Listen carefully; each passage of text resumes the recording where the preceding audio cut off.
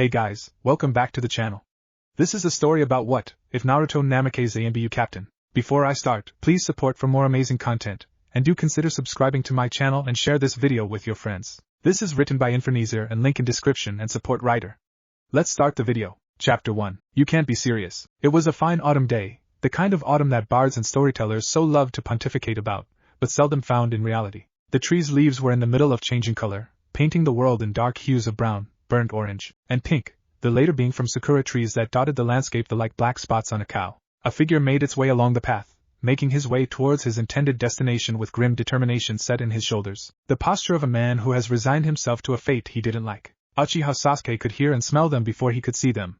The pungent air and cacophonous noise the mass of humans muddle ahead made was already making him sick. He shuddered to think of what it would be like to have to push his way through their jostling, greasy, sweat-stained bodies to reach the performance tent the Namikaze was supposed to be in shortly.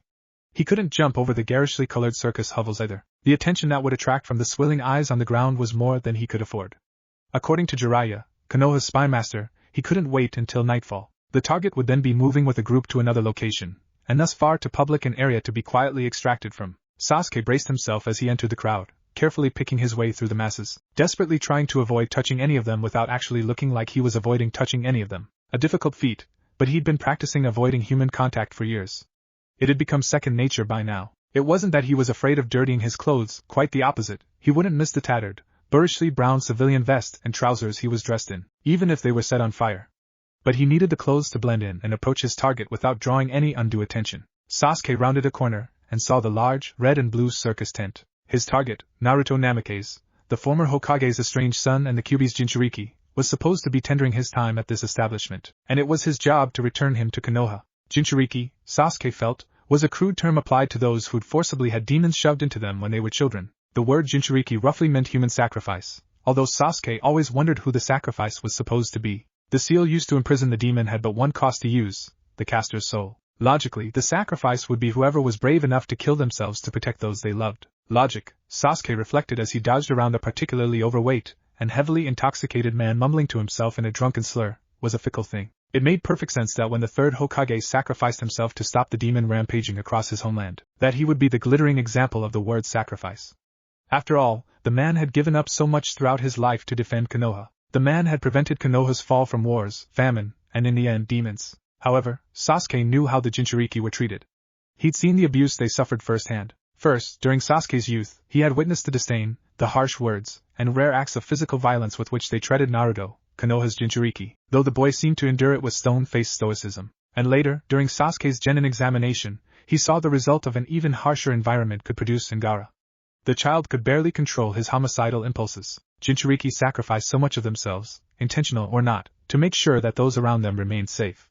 That was a sacrifice of a different sort. Sadly, desperately sadly, it remained by and large unnoticed. Sasuke suspected that the only reason Naruto hadn't turned out similarly to Gaara was because he left Konoha, leaving an angry father, a disbelieving mother, and younger sibling behind. Sasuke had wondered, when he'd first received the mission, as to why Naruto's younger sister wasn't sent in his stead. A familiar relationship, not to mention prospective successor as Hokage, would no doubt have been more convincing than an armed stranger. However, as an ANBU captain and nearly defunct clan head, Sasuke had been ordered by his new Hokage to retrieve the Namikaze heir to lead the family and not ask questions. Normally, the succession of the clan head would have passed to Haruko, Naruto's younger sister. However, Naruto had been made a genin before his departure, and thus had qualified for the title before Haruko could. Minato Namikaze never made alternate arrangements for Haruko to take his place, nor had he dismissed Naruto from the family before his untimely death, which left his only male heir to take his place. Not to mention that Haruko was already head of the Uzumaki family. More news Sasuke wasn't looking forward to delivering. The thought of some spoiled brat of a noble sobbing on his shoulder after receiving news of his parents' premature death was not something he was looking forward to in the slightest. The fourth had died of a weak heart. An unusual affliction for a ninja to succumb to, as a healthy chakra flow usually took care of most illnesses and diseases automatically. It was usually other ninjas that ninja had to worry about. Konoha had been on edge until her best medical doctors had confirmed that no foul play was involved after a thorough examination. IWA, who the fourth had shamed in the Third Great War, was under heavy suspicion of breaking the truce and assassinating their leader. In the end, it had appeared as though the greatest warrior Konoha had ever produced could die just like any other man. It was a sobering thought. Sasuke parted the flap to the massive tent and entered. The near-toxic air that was already oppressive became stifling. Poor air circulation combined with overstuffed and heat-exhausted humans mixed to form a near-caustic atmosphere for the clan head. The rabble seemed to be enjoying it, however. Laughing, talking amongst themselves, milling about aimlessly, slapping each other on the back, causing the contents that had previously been in the slack jaws to burst forth from loose lips, and generally making fools of themselves. The circus-goers seemed not to notice or require the formerly breathable air they endeavored to pollute. Sasuke stopped enhancing himself, finding that he couldn't bear the environment with his magnified senses. Enhancement was the term that ninja used to describe using chakra to increase the user's sight, hearing, touch, strength, speed, and smell. With chakra, a ninja could exceed what was deemed humanly possible with chakra, such as being able to lift boulders over 10 times their size with ease. Tsunade, one of the legendary Sannin and current Hokage, was well known for her ability to enhance her physical strength beyond even a Kage's usual ability. Engaging that behemoth in a taijutsu exchange was tantamount to signing one's own death warrant. Sasuke glanced about the tent, looking for the mop of blonde hair among the crowd. There were 20 rows down and 15 deep worth of seats split into 3 columns that sat in front of a large pine stage. Pine, Sasuke suspected, because it was lightweight and easy to take apart and move. He glanced about the tent, looking for the mop of blonde hair among the crowd. There were 20 rows down and 15 deep worth of seats split into 3 columns that sat in front of a large pine stage. Pine, Sasuke suspected, because it was lightweight and easy to take apart, pick up and move. Sasuke suspected that was the exact reason why they chose the material. Approximately 900 people, Sasuke thought with some annoyance, his eyes moving quickly from head to head. He could have activated his Sharingan, his ocular ability that gave him enhanced vision and processing powers for starters to expedite his search, but he couldn't risk the surge of easily detectable power. If he spooked Naruto, the drifter would disappear and they'd have to resume the search all over again. Genin or not, Jiraiya had said that following the boy's erratic movement was a rather difficult. Namikaze seemed to have a talent for evasion. As Sasuke scanned the crowd searching for the blonde hair the Namikaze file indicated he'd have, the lights above the audience dimmed, leaving only the main lights on stage as the sole remaining source of illumination. A strange, anticipatory hush fell across the crowd as they took their seats. After a moment, when the crowd was leaning forward slightly, trying to get a better look at the stage in case they were missing something, a solitary figure dressed in a traditional black yukata stepped out, pulling a stool behind him with one hand and holding a shamisen in the other, his sandaled feet thumping across the stage. Sasuke raised an eyebrow in surprise. The figure was exactly as the file described, even if it had matured with age. What was surprising to him was the instrument. Elderly women on their front porch usually played shamisen as they attempted to creatively avoid their husbands, not by young men on large stages in front of large crowds. Sasuke blinked, glancing around at the crowd. The previously rambunctious crowd had transformed into a quiet, attentive bunch. They apparently were expecting something from Naruto, because Sasuke had never seen such a reverent reaction in a crowd for what must have been a pre-show. The stage was too large to be a simple musicians or storytellers.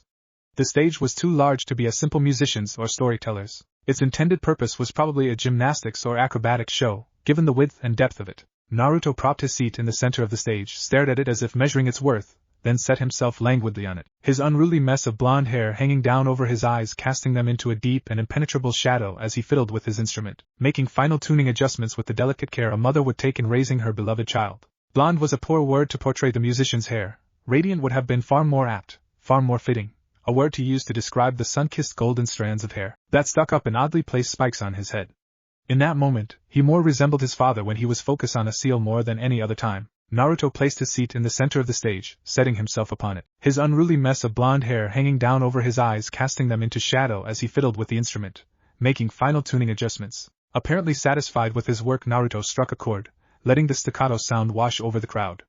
After a few more notes, Naruto stopped and looked up at the crowd. The Namikaze seemed to lock eyes with everyone at the same time, his blue eyes reflecting the stage lights, enhancing the depth of the sapphire pools that held the masses spellbound. Once upon a time, there was a great ninja.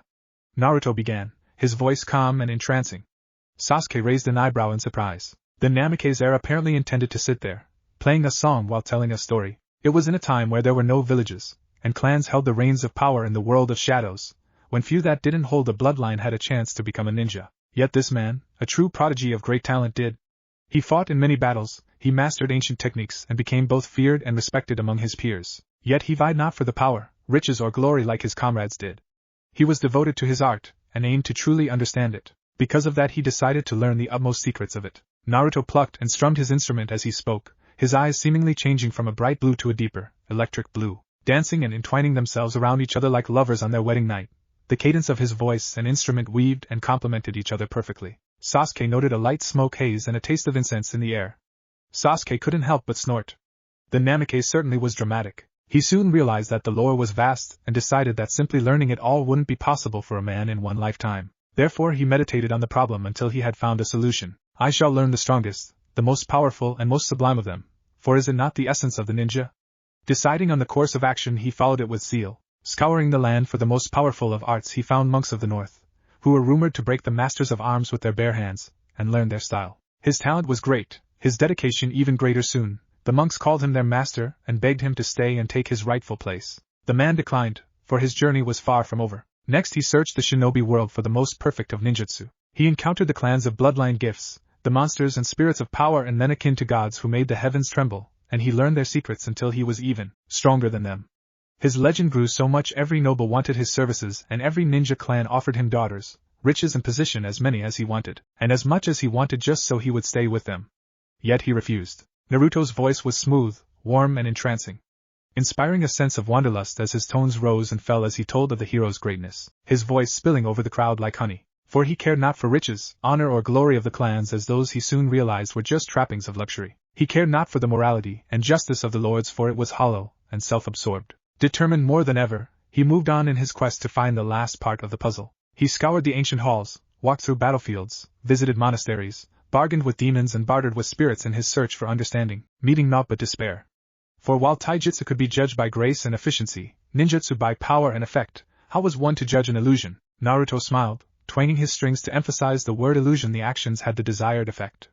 The crowd leaned even further in, desperate for the answer. Years passed, and the despair set its claws deep into his heart at the fruitlessness of his quest. No monk could aid him, no onmyoji advise him, no ninja teach him, and no spirit whisper the secrets sufficient enough to give him the prize he looked for. Dismayed, exhausted and bitter, he came to a city of vice, seeking to drown his sorrow in any way he could, seeking even a briefest of respites. And there he met a courtesan named Iya. She was an oiran, a woman of low station sold by her parents into the trade as a young girl and taught beauty and pleasure by shrewd-eyed matrons of her tea house. While no exquisite beauty, she was good at her job, and her patrons felt naught but bliss in her arms, which she drew a measure of pride from. It was a small pride most would scoff at, but it was hers and she cherished it. Therefore when the ninja came to her, bitter and drunk with both wine and disappointment, she took his coins and led him to her bed. But the ninja was inconsolable, still bemoaning his failure, only despair lingering in his heart.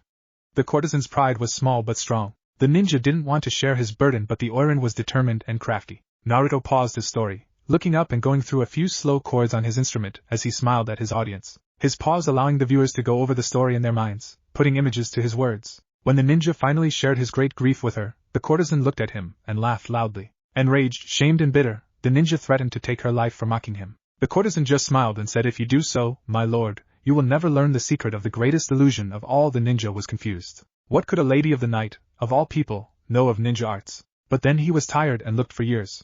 So he relented and demanded the secret of her, lest he take her head and life with it. The oiran smiled serenely and told him she would share the secret, but on one condition. For the 3 days, he was to follow her wishes without question or hesitation. The ninja agreed. "If you have enemies, I will cut them down. If you have oppressors, I shall dispose of them. If you need treasures or gems of knowledge, I can find them for you without fail," he said. The oiran nodded, and told him to be there the next day. When the sun rose, the ninja was there with sword on his back and shuriken in his hand. The courtesan led him to a garden by the tea house.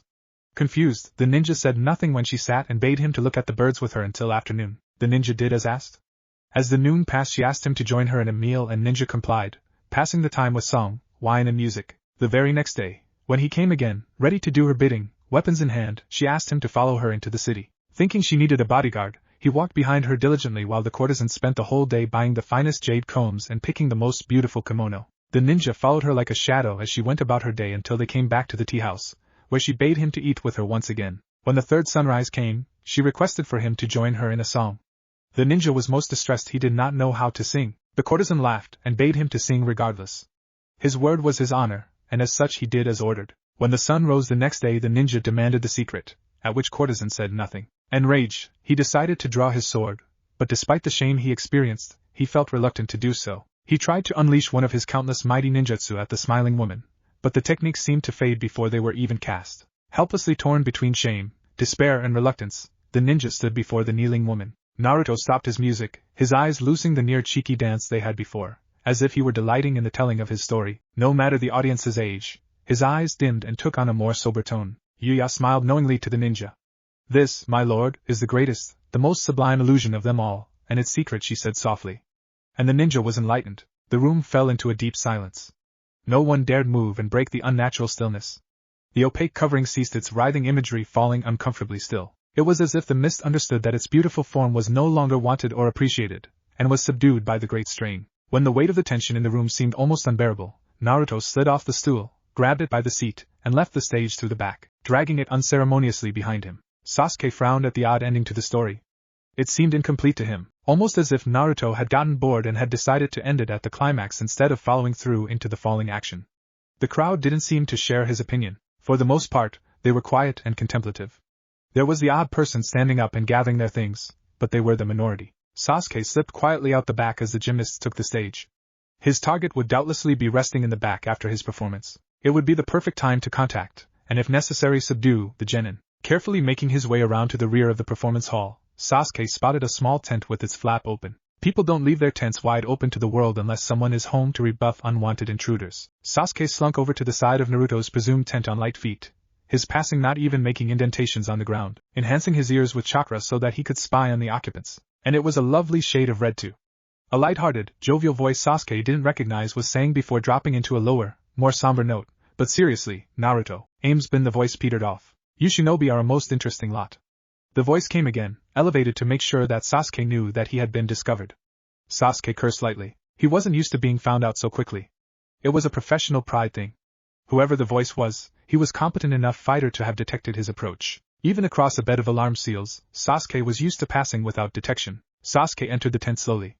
The interior walls of the tent were a rich cream color that contrasted over a bare, grassy floor. There was an open chest in the left corner that had clothes and an odd assortment of pictures and notepads lying on top. The shamisen Naruto had used in his show was propped against the right side of the chest, and Naruto, still in his performance clothes, sat across from a man no older than Naruto himself, dressed in a gray tank top and black trousers, a table with a black bottle separating the two. With a glance, Sasuke sized the stranger up, eyeing him warily.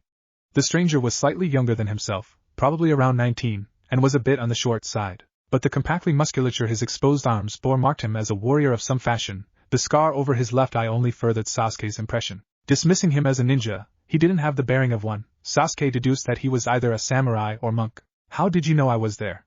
Sasuke asked, locking his cold black eyes with the stranger's brown. "As I said, you shinobi are a most interesting lot. You walk without making a sound. But you can always tell when one is near. When you guys are around, the earth itself falls silent." The stranger was almost certainly a monk, probably from the northern mountains. The clipped and heavily accented way he spoke was a dead giveaway. That would explain his physique and how he was able to detect his approach. If he was a monk, he was a strange one. He didn't shave his head as was traditional of his order, instead allowing his brown hair to crop on his head like a tilled plot of land. "May I help you, Mr. Ninja?" Naruto asked, gazing at him wide-eyed over the rim of his glass drink poised at his lips, purple liquid hovering just in front of his lips. Sasuke straightened, addressing the Namikaze fully. Sasuke dismissed the meek act for what it was, an act. Naruto's eyes held none of the preconceptions Sasuke had built up before arriving. He'd been trained en route, and he knew when someone was putting up a weak facade of emotions. He'd certainly had it beaten into him. "You are to return with me to Konoha by order of the Hokage," Sasuke recited formally, almost drolly. "I'll pass," Naruto replied quickly, the air of timidity vanishing as he set the drink down and laced his fingers in his lap. Apparently giving the act up without a struggle. "Tell my father that I'm not interested in what he has to say. All that was to be said has been said. He made his position to me quite clear when last we spoke." Sasuke glanced at the stranger for signs of surprise that Naruto was the son of the late Hokage. There were none. Whoever this brown-haired monk was, he knew that Naruto was a Hokage's son. That could prove to be a security risk if not dealt with soon enough. "By the way, mate, my name is Django, not that you bothered asking or nothing," Django said, speaking with a strange cheerful drawl. The accent that had at first pegged him as a northern monk had vanished entirely. Sasuke contained the flicker of surprise at the sudden change. Ninjas were known for being able to throw their voice to confuse their opponents, but they rarely went so far in their vocal tricks to bother with memorizing different accents. It was a clever, if mostly esoteric, way to blend in. "What kind of a name is Django?" Sasuke asked before he could stop himself. Django just grinned while Naruto shook his head in apparent exasperation. It seemed as though this wasn't a question he should have asked. "My kind of name," Django said, the same knowing smile on his face. "It means playfully mad." Sasuke didn't ask the question he most wanted to ask. "How can you be playfully mad? At least you've shown that much sense," Naruto said gruffly as he placed the wine glass on the table. Sasuke's suspicion that this was an old conversation rose even further. Sasuke turned back to Naruto, dismissing the monk once again while replacing his air of authority with a new one. I'm sorry, Lord Namikaze, but it was not your father who requested you. Naruto narrowed his eyes at the ANBU captain. Although there was no killing intent to the glare, Sasuke was slightly impressed. For a reported genin, it was crafty enough to pass for ANBU's inspection. What do you mean? Naruto demanded slowly. It's as I was telling you before Stuffy arrived, Django said, indicating Sasuke with a gesture of his drink and raising an eyebrow at Naruto. Stuff's been going on with all the other stuffy folk at the big cities. No. Naruto corrected the monk steadily. You've been telling me about a bunch of things you've stolen lately, traded very evenly for. Django corrected. Just as fair a trade as I made you. Naruto regarded the monk for a few heartbeats before saying, I don't remember any trades recently. That's because you haven't noticed the nice rock I've left in place of your clock beside your bed sheets in your chest. Django replied cheerily, pouring the wine in his glass back into the bottle without any shame or repugnance. A rock. Naruto said dully, rubbing at his right temple with his right hand. A nice one. Django confirmed, nodding proudly, quite satisfied with himself. Excuse me? Sasuke cut in, not liking being ignored. He had duty to perform and Duo's antics were becoming irksome. You're excused.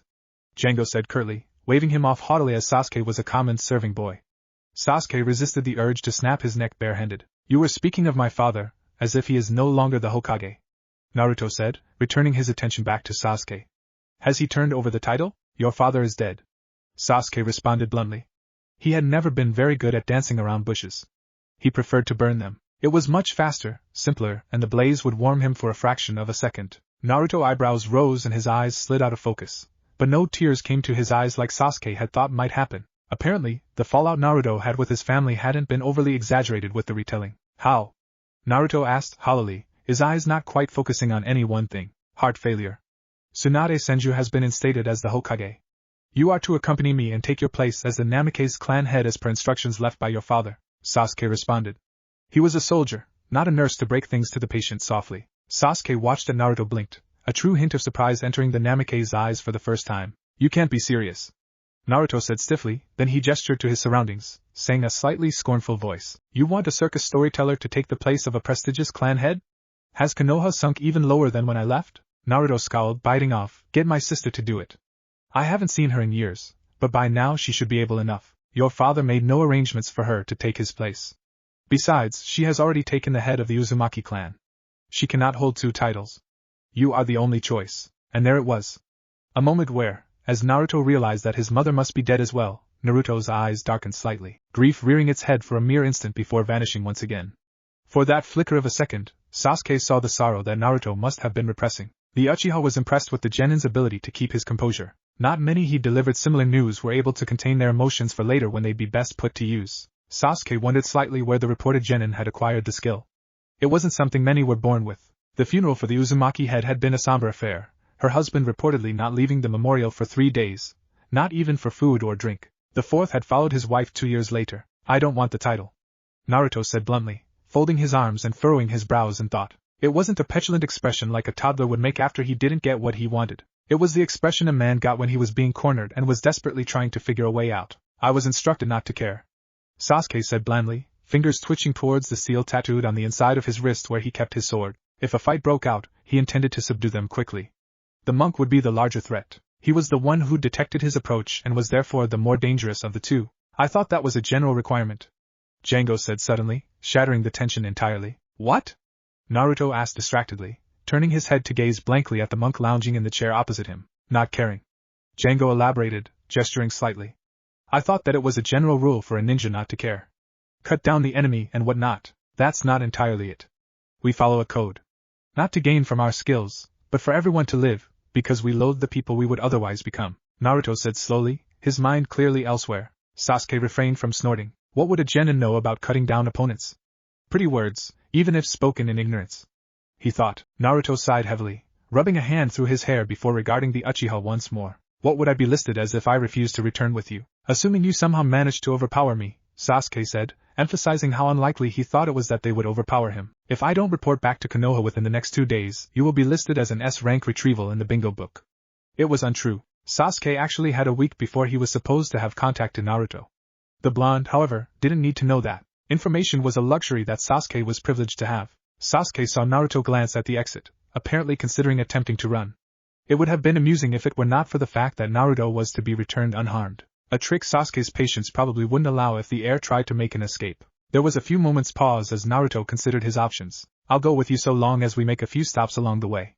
Naruto muttered, resignation seeping from his voice. Sasuke nodded his agreement. The Hokage figured that the heir would have a few things to put in order before he would return. Well, that settles it then, Django said, jumping to his feet, picking up a fedora and placing it on his head from where it had been resting on table by the bottle. With another smooth motion he whipped a duster from the back of the chair he'd been on, and shoved his arms through the sleeves. Let's be off. You're coming? Naruto asked, surprised, looking up at the brunette from where he remained sitting. Of course, Django said, throwing him a lopsided grin. It was time I was moving on from this place anyhow. People disagreeing with my trades, you see. Naruto rose wearily, as if he were many years older than 20. Give me a moment alone with my friend and to change, Mr. ANBU. I promise I won't run. Naruto asked. Sasuke nodded curtly, striding from the tent, discreetly placing a detection seal on the flap of the tent as he passed. The seal was designed to lace chakra throughout the object it was placed onto, in this case a tent, and alert the user if there was a disturbance, such as a few slashes to the rear and a quick back escape. He was courteous, not trusting. Line break. Once Naruto was satisfied that the ANBU was out of hearing range, he turned to face his friend, who was already standing beside him with that same lopsided grin on his face. You want to know the real reason I'm coming with you, don't you? Django asked. I suppose you're going to tell me anyway. Naruto responded with a small smile. I thought of you happy in a comfy bed, resting and relaxing, spending the rest of your life sipping tea and reading papers while people bring you food and maids rub your toes and stuff. And I just couldn't leave you to a fate like that. I'm too good a friend to let a mate of mine die in such a terrible situation. Comfortable? Naruto asked, slightly incredulously. No. Boring. Django answered, his grin widening. Naruto sighed, closing his eyes and rubbing the bridge of his nose. He was getting a headache with all that was going on today. First Django, then the performance, then Django, then the ANBU, and now it was back to Django again. It was like some sort of twisted cosmic joke that God was playing on him. You know that hat looks ridiculous, Naruto said, opening his eyes and glancing meaningfully at Django's fedora. Fortunately, I can change hats, Django said, while you, sir, are stuck with that face. End of Chapter 1. Chapter 2. Asinine Rationalizations. Sasuke stood outside the tent, diligently awaiting his seal to go off and force him to chase the Namikaze down as a cat would a mouse. He was no expert in seals, but he was proficient enough to consider himself literate. It had been very disillusioning for him, a child, to realize that seals were not the mythological things they were made out to be. They couldn't reform worlds or destroy nations with a swipe of a brush. They were far more straightforward in their use. A good example would be the common explosive tag. The seemingly erratic symbols were, in essence, commands. An example of a command array would be, store energy and wait until preset stimulus instructed before releasing in the specified manner. Another example would be the tag he left on the tent. If any living thing left the perimeter, it would glow. And from where he was standing he would see it. The only thing that disrupted his comfy views of sealing were space and time sealing. For those, the laws of physics took a bow. It surprised him slightly when Django came out wearing a large grin. Django's smile only widened when he saw Sasuke standing a couple of meters away, hastening his steps to bounce up to the Uchiha. My, you're looking downright grumpy there, Mr. ANBU, Django said, greeting the stiff-backed Uchiha amiably. Sasuke glanced at Django briefly before returning his attention back to the tent. It was entirely possible that Django was attempting to distract him to allow the Namikaze a head start. It wouldn't work, but it was an amusing attempt. Naruto is getting changed, Django said by way of explanation. Sasuke glanced at the monk as the brown-haired man frowned at him, posturing himself to imitate Sasuke's straight-backed and rigid posture. Django, Sasuke had observed, seemed not to walk so much as he did skip from place to place. Sasuke grunted in a tone that vaguely resembled a question. Uchihas were never known for their eloquence, only their efficiency in battle. Don't be like that, Mr. ANBU, Django said cheerfully, gazing at Sasuke out of the corner of his eye, still mocking Sasuke's posture. My name is Sasuke. You might as well use it. Sasuke grunted. Django nodded wisely, the feather in his fedora bouncing lightly in the air with the movement. So, what you bothering Naruto for anyways?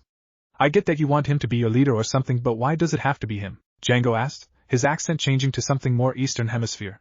Sasuke couldn't quite place it. After a moment's pause wherein Sasuke decided how much he wanted to explain to the monk, he said evenly. It's as I said in the tent, he's the last of the Namikaze line. Oh, I get that, said Django dismissively. It's the fact that his little sister can't just take the position that's got me confused. As the only real member of the Namikaze house, Naruto won't be managing too much, what with the lack of clansmen to manage and all. So I can't imagine that it'd be that much of a bother for his sister to do it instead of dragging old Naruto down to the city to play Seek the Wealth games I believe you people call it. Sasuke raised an eyebrow as he turned to face the smaller man, an expression of great tolerance scrolled across his face. You don't know much about politics, do you? He asked. Nah, that's for the fancy people in the important hats, Django said easily, waving a dismissive hand in the air. Sasuke frowned. The game Django had mentioned earlier had originally been set up by the second Hokage after the first's death. While in its principle simple, over the years it had, in Sasuke's opinion, escalated to a nearly cannibalistic intensity. Seeking wealth to the betterment of yourself and Konoha was what the second Hokage had said that every Konohan should aspire to do, although, from what Sasuke had experienced during his life, this simple motto and degraded to simple, expansionist greed. He'd seen houses sign treaties and break those same treaties the next day. If Naruto were not to return, then the house seat would remain empty.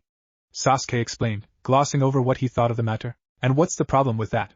Django asked with what Sasuke could see was a purposefully blank expression. It's just a seat. I ain't ever heard of anyone getting harmed by a seat. Sasuke bit back his temper and decided to play along. Until the Namikaze emerged from the tent, he had time to kill, because if the seat remains empty it will invite power struggles. Sasuke said grimly, returning his attention back to the tent. Clans would vie for the power the empty position would give them. They wouldn't intend it, indeed they may believe they are helping, but that would only harm Konoha. The Namikaze clan is a very new power to Konoha, relatively speaking. Sasuke's speech ground to a slow halt. Frowning, he said, I'm explaining this all wrong. Allow me to start from the beginning. Becoming Hokage automatically instates individual's family for clan status. When Minato Namikaze became Hokage, a new clan was born. What makes this important is that clans have say in how Konoha is run. That tangled path of politicking to see who would claim the unprotected seat would lead to anarchy as my home tears itself apart. Django hummed and nodded as he thought about what Sasuke said. It seems to me, Django said slowly after a few moments, that anarchy wears two faces, both the creator and destroyer. Destroyers go around and topple empires, make a canvas of clean rubble where creators then can build another world. Rubble, once achieved, makes further ruins means irrelevant. Sasuke blinked at the depth's surprising clarity the monk chose to speak with. What do yo? Away with our explosives then! Django declared passionately, throwing a fist to the sky though his face was still downturned. Away with our destroyers! They have no place within our better world. But let us raise a toast to all our bombers, all our bastards, most unlovely and most unforgivable. Let's drink their health and meet with them no more. Sasuke blinked again. That was rather profound, coming from what I've seen of you, he said. That was what my pa used to say. He was in the war and all. Django said softly, a subdued expression on his face as he gazed at the ground. Then Django smiled suddenly, and said cheerfully, me? I try to avoid having thoughts. They lead to other thoughts, and, if you're not careful, those lead to actions. Actions make you tired. I have this on rather good authority from someone who once read it in a book, and personally I like it much better when someone else does the decision-making. That way you have legitimate grounds to whine and complain. I tend to find both whining and complaining quite interesting and amusing, though sometimes, unfortunately it's hard to choose which one of the two I want to do. Django sighed dramatically. Life can be so tough sometimes. Sasuke snorted lightly. Django was very much like how from the few memories he had Naruto in his youth, if a bit more thoughtful and a fair deal more eloquent. But the Naruto he'd seen on stage, and in the tent had been detached, in some way. It was like he was carrying a heavier weight than he had been before. How long has Naruto been so solemn? Sasuke asked. It rankled him that, although they technically grew up together, Naruto had changed so much over a mere 7 years. People, in Sasuke's experience, didn't change much or, if they did change they didn't change that quickly. Which implied that Naruto had always been the way he was now, quite the contrast of personalities. Happy-go-lucky versus the wary future leader of a new clan. Oh, Naruto has always been solemn as long as I've known him, but when he's at his best, there's a smirk underneath. He knows how to kick back and have fun when you need to though, Django said, smiling. Sasuke pulsed his chakra to make sure that the seal was functioning properly. Naruto had been in that tent supposedly changing for a long time. You're a bit strange, you know? Sasuke asked, after he confirmed that the seal was perfectly fine. The ways of Django are mysterious and incomprehensible, Django said, nodding sagely. Line break. Naruto pulled the sleeves of his familiar, gray, black-trimmed jacket over his arms slowly. The jacket was a gift from Django when they first met, and Naruto had kept it in good repair throughout the years. Django's recount of the tale would be a fair bit different than his own, of course. And it would involve a few ninja, monks, and possibly a demigod. But then again, just about everything Django did would be different from anyone else. The way he appropriated things, for example. Django didn't steal things exactly. Django traded things that he felt were of equal value to what he wanted. A red rock with orange striations running throughout its core and crisscrossing patterns had replaced his clock, he had discovered. Naruto had sealed the instrument, and the rest of his possessions into one of his scrolls that he usually kept tucked into his pouch on his belt that held his orange cargo pants. Up. Django had mocked him for his choice in coloring for a time when they had first partnered up. A terrible ninja color, travesty of fashion everywhere, you must be an embarrassment to ninja in general, were a few of the contemptuous phrases that Django had thrown his way throughout the years. Those had stopped after Naruto had managed to sneak a few snakes and a couple of other poisonous critters into Django's sleeping bag, sometimes when the monk was still occupying it. No, Naruto could be quite stealthy when he wanted to be. It was how he had evaded Konoha's spy network for so long. However, the fun had come to an end now. The heavy mantelpiece of boredom and aristocracy was being set around his neck. Django would probably make sure he choked on it. That's what friends were for. Naruto stepped out of the tent, spotting Django conversing with the overly formal ANBU. So, the ANBU said, you traded a dead man's scarf for another dead man's sword. But the sword itself belonged to someone dead, so by the same logic. Don't try, Naruto interrupted, striding towards them. Logic doesn't work on Django. I bought a seal against it off a traveling fortune teller, Django explained. It lets me add 2 and 2 and get a pickle. Django turned to face Naruto. Pack up your stuff? Naruto nodded, patting his pouch gently. Django smiled, saying, that's great, mate. I always wanted to visit Zenton, Sasuke said slowly. It wouldn't do for the head of the Namikaze estate to be seen there. Or the Uchiha, Sasuke thought. You should been seen somewhere grander. Grander? Naruto smirked. Mr. ANBU, until roughly 20 years ago, Zenton was an unofficial capital of smugglers from the whole Fire Nation and, in some cases, beyond. It doesn't look it, but trust me, there is a lot of money in that place. How do you know that anyway? The ANBU looked at Naruto curiously. Poker. Sasuke blinked. Naruto shuffled the deck of cards that appeared in his hand with a faint smile. Money. Cards. I need money if I want to play with the big boys and girls in Konoha. You're the head of the Namikaze, Sasuke pointed out. You don't need to worry about the amount of money a few games of poker could bring you. The patents on some of your father's seals that didn't go to the Uzumaki family are still bringing in a sizable amount of money, I've heard. Naruto frowned, and made the cards disappear. I'd rather have some money not linked to my family's accounts at first. I prefer to err on the side of caution. Sasuke's brows met in a frown. How long will this take? We need to make it back to Konoha soon. No more than a week or so, Naruto said airily, turning on his heels and began walking away. Django called out after him. Aren't you going to tell your boss that you're leaving? Naruto shook his head, not even bothering to slow down.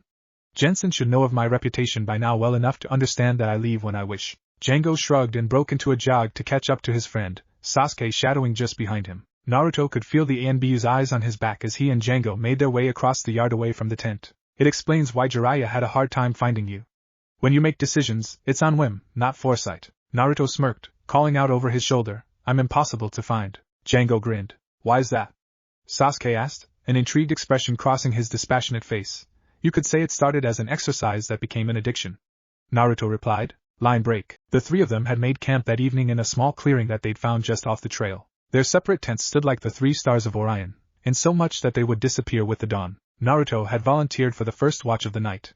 He sat by the campfire that was far removed from the tents so as not to accidentally set them aflame with a stray ember or spark, staring at the remains of his unfinished dinner without really seeing. His mind was elsewhere, turning and falling through his quagmire of memories. Naruto stood and walked into the forest to gather some wood, but not far enough away that he wouldn't sense an intruder. He stooped and picked up a piece wrist-sized branch and tucked it under one arm. His motions were precise, his face blank, his eyes far away. As he continued to gather wood, his motions became slower and slower, like a machine winding down. Eventually, he stopped completely and stood for a long minute, as still as stone. Only then did his composure break. And even when there was no one there to see, he hid his face in his hands and wept quietly. His body racked with wave on wave of heavy silent sobs. Crimson coloring bled into his hair, as blood would pool and drift around a corpse in water. Tears of mourning fell like the cascading tides of a waterfall onto the rocky surfaces of his hands. Line break. Pass. Pass. 50,000. 50,000 and 10 more. Naruto slid the tokens forward. The older man, his hair salt and pepper and face slightly wrinkled, puffed on his pipe calmly. 50 and another 50. Naruto raised an eyebrow. The pool was already rather high. With what was on the table it would amount to 200,000, easily, and that was far from his first game. I see the intent but I don't see the cash, Mr. Yutin. Tough words for a youngster who barely has more than what he put on the table. But I do have it. The blonde shinobi riposted calmly. And more if I need it. While you don't seem to. Cocky brat, aren't you? The older man said with, cocking his eyebrow. You two gentlemen shall play or talk? The only woman by the table took a drag of her long, thin pipe. Ah, Talana as to the point as always. The man laughed. Anyway, since our young friend seems to have doubts. Yutin calmly wrote something on a scrap of paper. Naruto picked it up, cocking an eyebrow. Sure of yourself, aren't you? He said finally. This is not money, Mr. Yutin. And I lack time. My little business not to your liking, my boy. Yutin asked with amusement. Lack of time, as I said. I need to be somewhere by the end of a week. Ah. The older man nodded. Though I'm sure we can work something out. Naruto rubbed his chin thoughtfully. While he would have liked the cold, hard cash more, there was something to be said about the more regular profit for the upcoming months. You never knew just when you could use some extra money. Or a safe haven, a change of scenery was always an option, sometimes sliding into a rather burning need to lay low, and avoid those pesky hunterine until things blew over. He just had to hope that it never came down to that. Tell you what, change it into a 5% profit for the next 3 months and several meals and board kind of deals redeemable anytime I want, and you have a deal. Deal, boy? Yuden laughed. You have guts. Very well. If you win I already did. Naruto smiled. Royal flush. Talana chuckled. Seems like you will be feeding somebody for free. In every sense of the word, Yuten. The older man sighed, showing his full house. Alas, it appears so. He said with good humor. As much as he liked gambling, he was a businessman. He never bet more than he could afford to lose, and the game was interesting. Then it appears you will be my guest for the period of your stay in our quaint little city, Naruto. He smiled. Just as well. I planned a small party, and it seems you, my young gambler, will be my guest of honor tonight. I invite your companions as well, of course, which was just as well, really. He had it planned for several of the wealthier of his clients, yet they were lured away by a banquet at some fat noble's house. As if some stuffy old baboon can throw such fine parties like mine. Drinks were already bought, foods and entertainments reserved. It would be a good publicity in a way. The young man cut a swath through the gambling establishments, and he would bet there would be people willing to play against him. People with a lot of money to burn. With a bit of luck, Naruto's patronage might allow him not only to redeem his losses, but also make a tidy profit on side bets, and some added prestige. I love win-win situations, Yuten thought as he smiled cheerfully. Line break. Naruto was relaxing in the room that Yuten had set up for him. It was a bit much for him, honestly. Half of his life he'd spent in circus tents or cheap inns. The plush cushions on the feather couch, or the silk and intricately weaved curtains hanging over his stained glass windows seemed overly extravagant to him. They stuck him just the same way they had when he was young and living in the Namikaze estate, ostentatious. I suppose I'll have to get used to it, he thought grimly, drumming his fingers on the recliner's mahogany armrest. He'd made quite the sum of money during his time with Yuten. Sasuke, he'd learned the ANBU's name shortly after leaving the circus, hadn't been pleased with all the delays. But then again, the Uchiha scion would just have to learn how to deal with it. Disappointment in life was just as guaranteed as death, and Naruto knew of both. The Uchiha hadn't told him his last name, but you'd have to be dense not to have noticed his heritage. Black hair, with equally black eyes, a personality that more befitted a rock, and an unerring sense of duty to one thing or another made him rather distinguishable. That, and he remembered the Uchiha during his academy years spent back in Konoha. As Rookie of the Year, Sasuke tended to stand out back then as well. Naruto yawned lazily. It would be another 2 hours or so before they were scheduled to leave port and sail for a small village in the land of waves. From there it was a quick carriage ride to Konoha, where Konoha would probably put on a small show of his arrival. He'd be properly displayed and then told to manage his estate well for the good of Konoha and all of her interests. Naruto rose from where he'd been lounging, glancing about the room anxiously. 3 days he'd spent in this place gambling and being entertained, and it was already suffocating him. He shuddered to think what being made to be respectable in Konoha was going to do to him. Naruto strode to the door, flinging it open. Sasuke stood in the doorway, eyebrow raised and hand up as if to knock. The Uchiha had changed out of his peasant's disguise and was dressed in his ANBU gear, black tank top with a white overlaying vest, baggy black pants which no doubt concealed a kunai or two strapped to the inside of his calf. He'd foregone the characteristic mask that most ANBU wore. He hadn't explained to Naruto as to why. The Namikaze hadn't bothered to ask. I'm going for a drink, Naruto announced stiffly. It seemed appropriate to him that he should while away the last 2 hours in pleasant debauchery. The Uchiha seemed to have very fixed views on how nobility were supposed to act. Doubtless it had been pounded into him since the moment of his birth, like it had been into Naruto himself. The difference between them was that Naruto had managed to escape all that while the Uchiha represented it. One of the serving women told me about a gentleman's club not too far from here. We can go there, Sasuke informed him. He wasn't about to let the Namikaze out of his sight, not now that they were so close to being back and his mission almost through. Nope. I'm looking for a building that looks like it's about to fall down, Naruto said, pushing past the Uchiha and stepping into the hallway, doing his best to ignore the silk draperies hanging from the ceiling. Sasuke frowned as they went down the stairs. Why? Because I want to get drunk, get into a quick fight, get thrown out of a bar, and possibly robbed. Before I'm thrown into a comfortable jail back in Konoha. We should get Django before we leave then, Sasuke said, stepping through the door and into the mid-afternoon sun, blinking against its bright rays. He'll already be at the boat, Naruto said distractedly, casting about for the most disreputable street he could find. Django's always had a fondness for boats. It was one of the reasons he left the monastery the way he did. He wasn't sent on a pilgrimage? Sasuke asked. It was very unusual for monks to leave their homes unless they are seeking wisdom, are sent by the abbot, or are banished. This isn't a talk you should be having with me, Naruto said, picking a direction and heading down it, throwing Sasuke a meaningful look. That's a discussion you'll have to have with him, if he's willing. There lapsed a silence between the two as Naruto ducking in and out, down and through alleys until he came across a tavern marked the Horse and Strumpet by a sign that hung lopsided by a single, rusted chain under a rotting awning. Naruto smiled as Sasuke grimaced.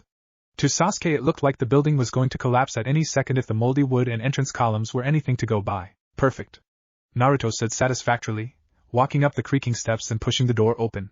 The door opened with a creaking, cracking noise that made both of the ninja wince. Stepping into the bar, both Naruto and Sasuke noted that the interior was slightly better than the exterior and that the wood wasn't moldy. It was just poorly varnished with splashes of different colored staining splotched around indiscriminately. The bartender, an old, wizened, bespectacled man with white hair slicked back from his temples, glanced at the duo briefly before returning to filling up a white-haired, elderly ninja's drink.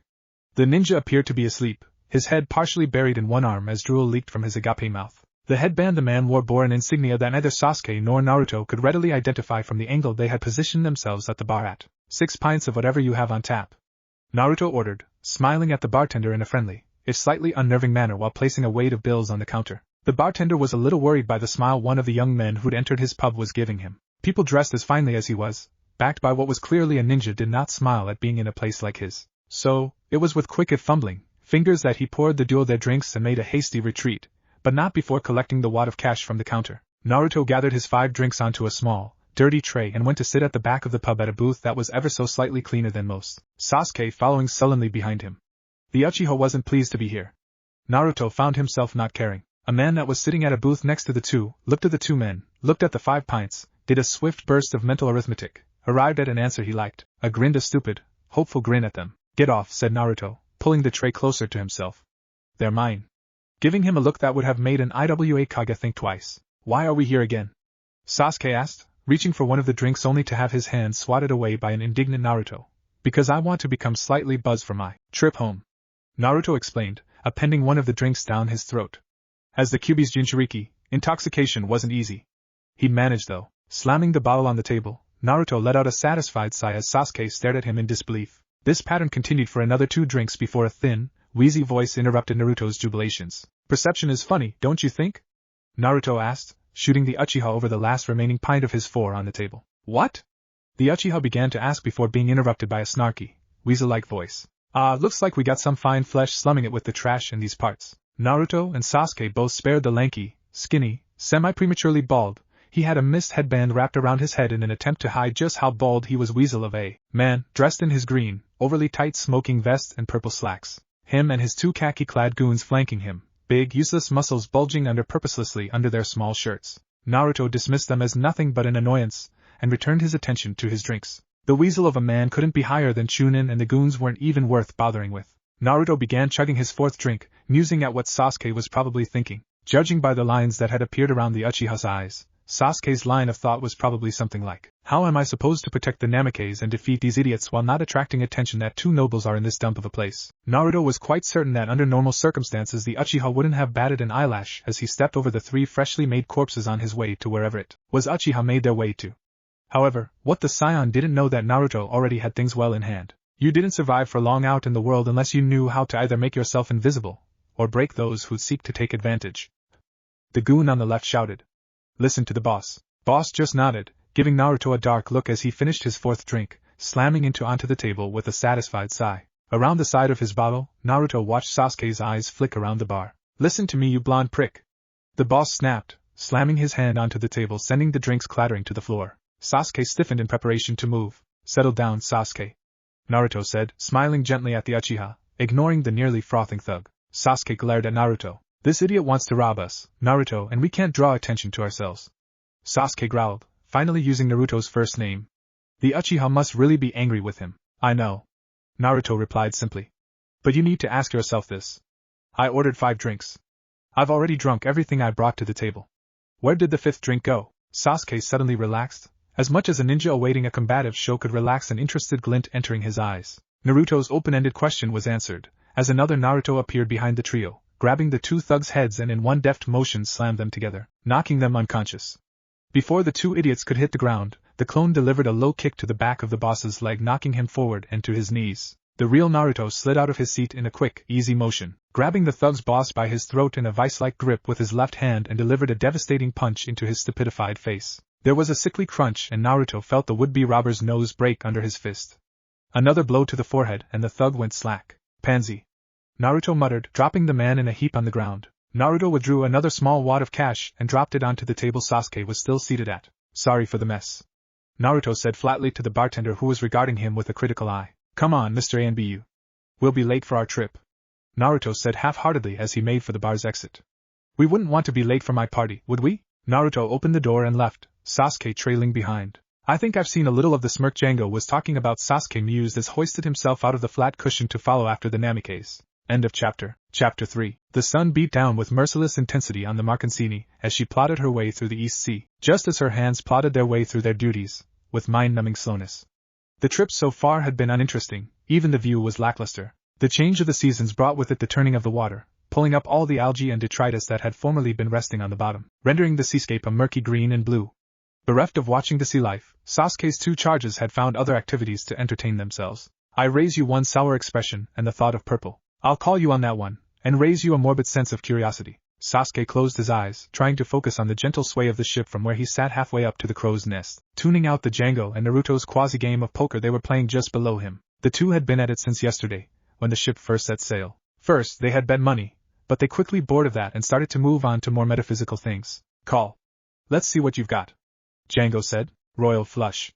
Again, Django swore, displaying a surprising vocabulary for a monk. Sasuke could almost hear Naruto's smugness. Shall we start the next round? The entry fee will be a sense of decorum. Naruto asked. No.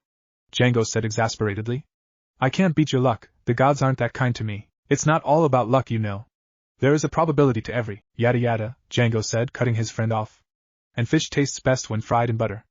I know already. The difference is that the cold hand of science can't overcome your magical powers. Sasuke's brow furrowed. In what universe was that supposed to make sense? Hey Sasuke. Naruto called out from below. Fancy a game? No. He responded shortly. Well, isn't he a ray of sunshine? Django commented, flopping on his back and looping his hands behind his head to gaze up at the sky. Sasuke shifted where he lay. He was growing restless. His time on the ship, while not unpleasant, was hardly exciting. Idly, he reached down and began fingering the loophole on one of the combat knives he kept on his belt. Suddenly, he got an idea. An awful idea. Uchiha Sasuke got a wonderful, awful idea.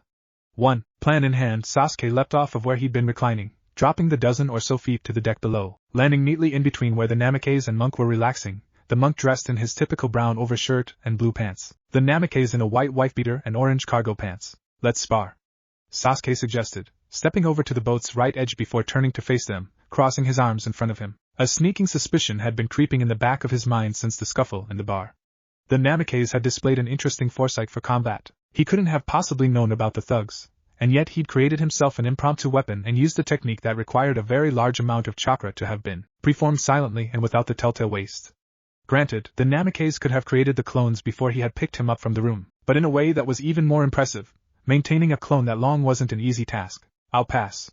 I don't want to get my battle robes dirty, Django said, airily waving his hand. You don't have to use them, you know, Naruto said, looking speculatively at Sasuke, eyes dissecting him for, in his opinion, was a fairly obvious answer. I think I tipped my hand a little too early, Naruto said, a smile tugging at the corner of his mouth. You mean you couldn't resist showing off?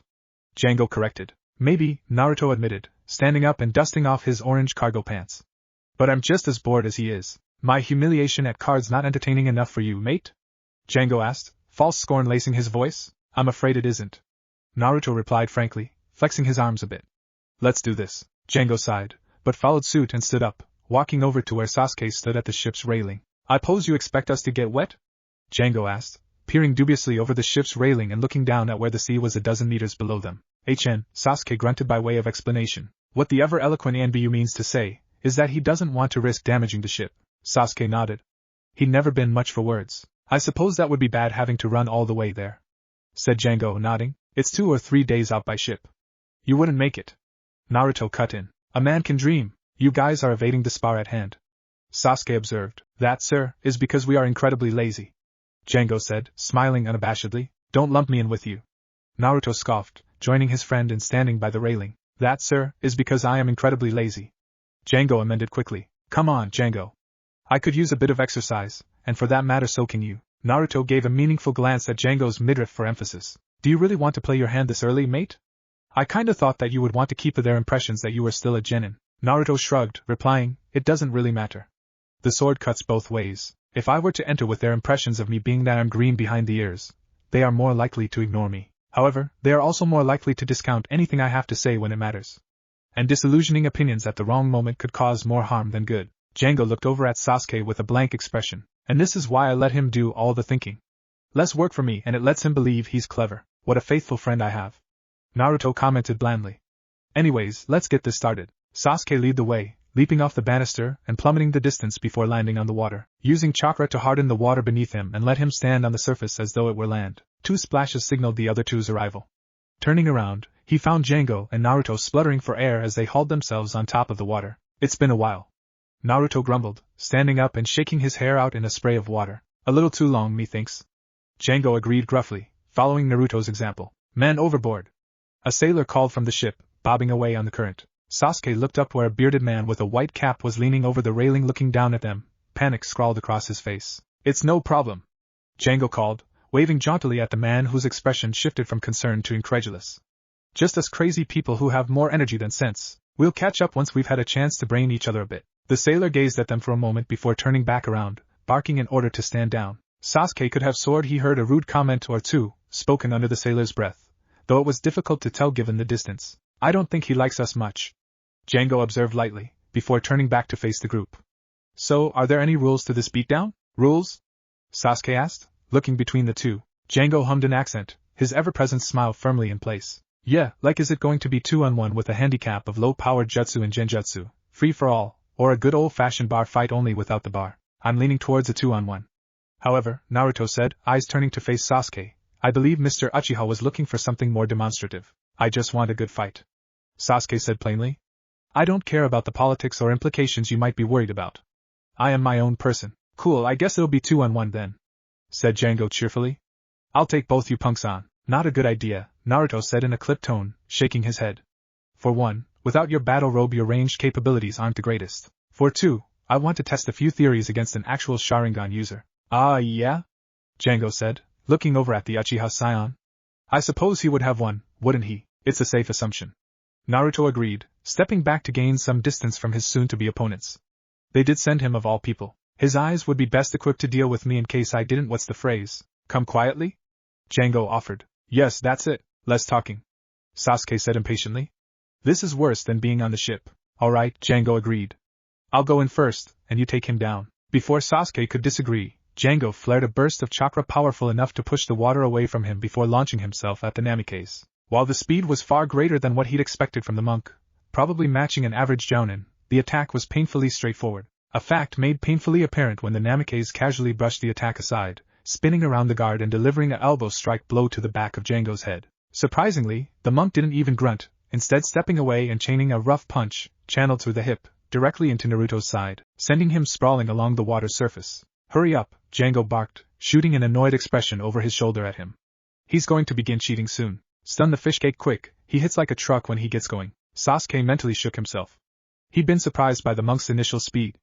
A mistake, but one that wasn't too embarrassing, only irksome. Summoning his chakra and splitting it from just keeping him on top of the water, the air around him began to crackle, electricity arcing from his body. The scent of ozone burning filled his nostrils as he pumped more elemental chakra into the air. The technique was a shameless rip-off of the Raikage's lightning amour, only his wasn't nearly as potent and took far longer to get to full power. It would allow him to brush a side blow that ordinarily would stagger him, which on top of increasing his speed and reflexes, it also gifted him with a boost in physical strength.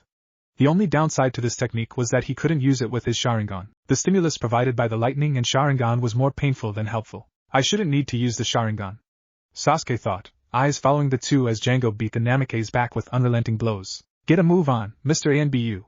Django grunted after Naruto broke through his guard and scored a glancing blow against his side. Sasuke began walking forward, taking rapid strides while splitting his chakra flow for a third time, a skill most skilled Chunin dreamed of. Chakra, fundamentally, was easy to manipulate for a single, or even two tasks. A fair example would be water walking while casting a jutsu. Fuel was needed both to maintain balance on the water's surface and cast the attack. Lightning style, piercing bolt.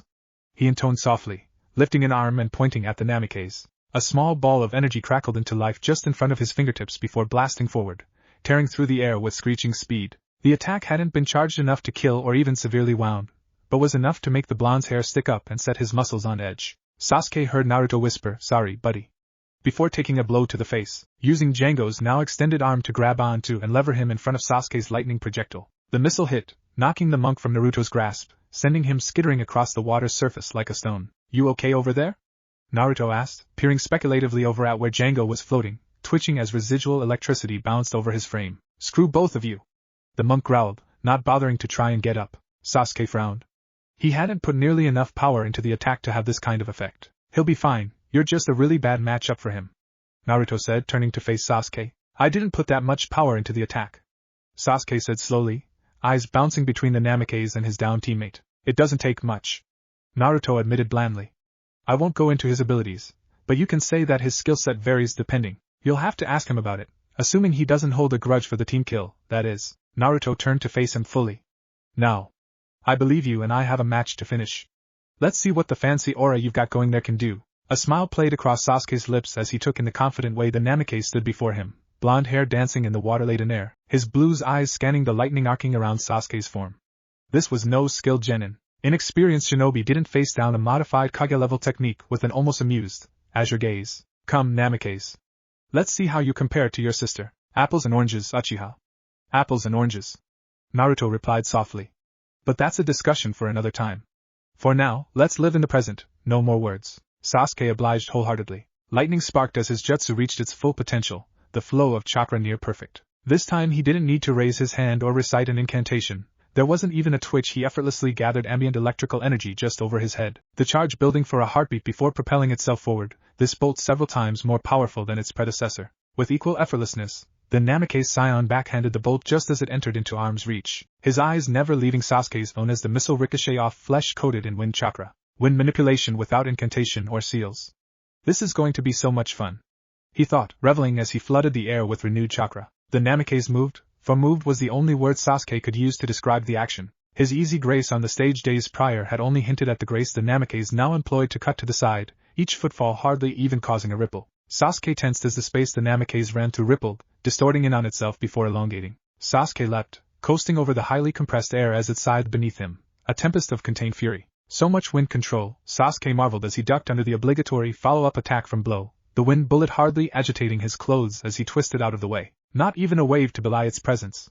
Without the Sharingan or lightning armor, I would have been hard-pressed to notice the technique. He alighted on the water, turning to face where the Namikaze was standing, making strange yet oddly familiar gestures in the air with his index finger, almost as if he were trying to draw a symbol in the air. Slight panic seized him as suddenly, painfully suddenly, he realized where he'd seen movements like those once before. There were far more similarities between Naruto and his sister than he'd imagined. It would appear as though Naruto had heard about the Uzumaki heir's creation of air seals and had managed to recreate the ability, a feat even Iwa, Konoha's closest ceiling competitor, hadn't managed to accomplish. Sasuke burst into motion, launching himself at the Namikaze before it was too late. Air seals, while quite possibly the weakest medium for drawing, made up for the lack of power by being annoyingly difficult to destroy or interrupt. He wasn't fast enough.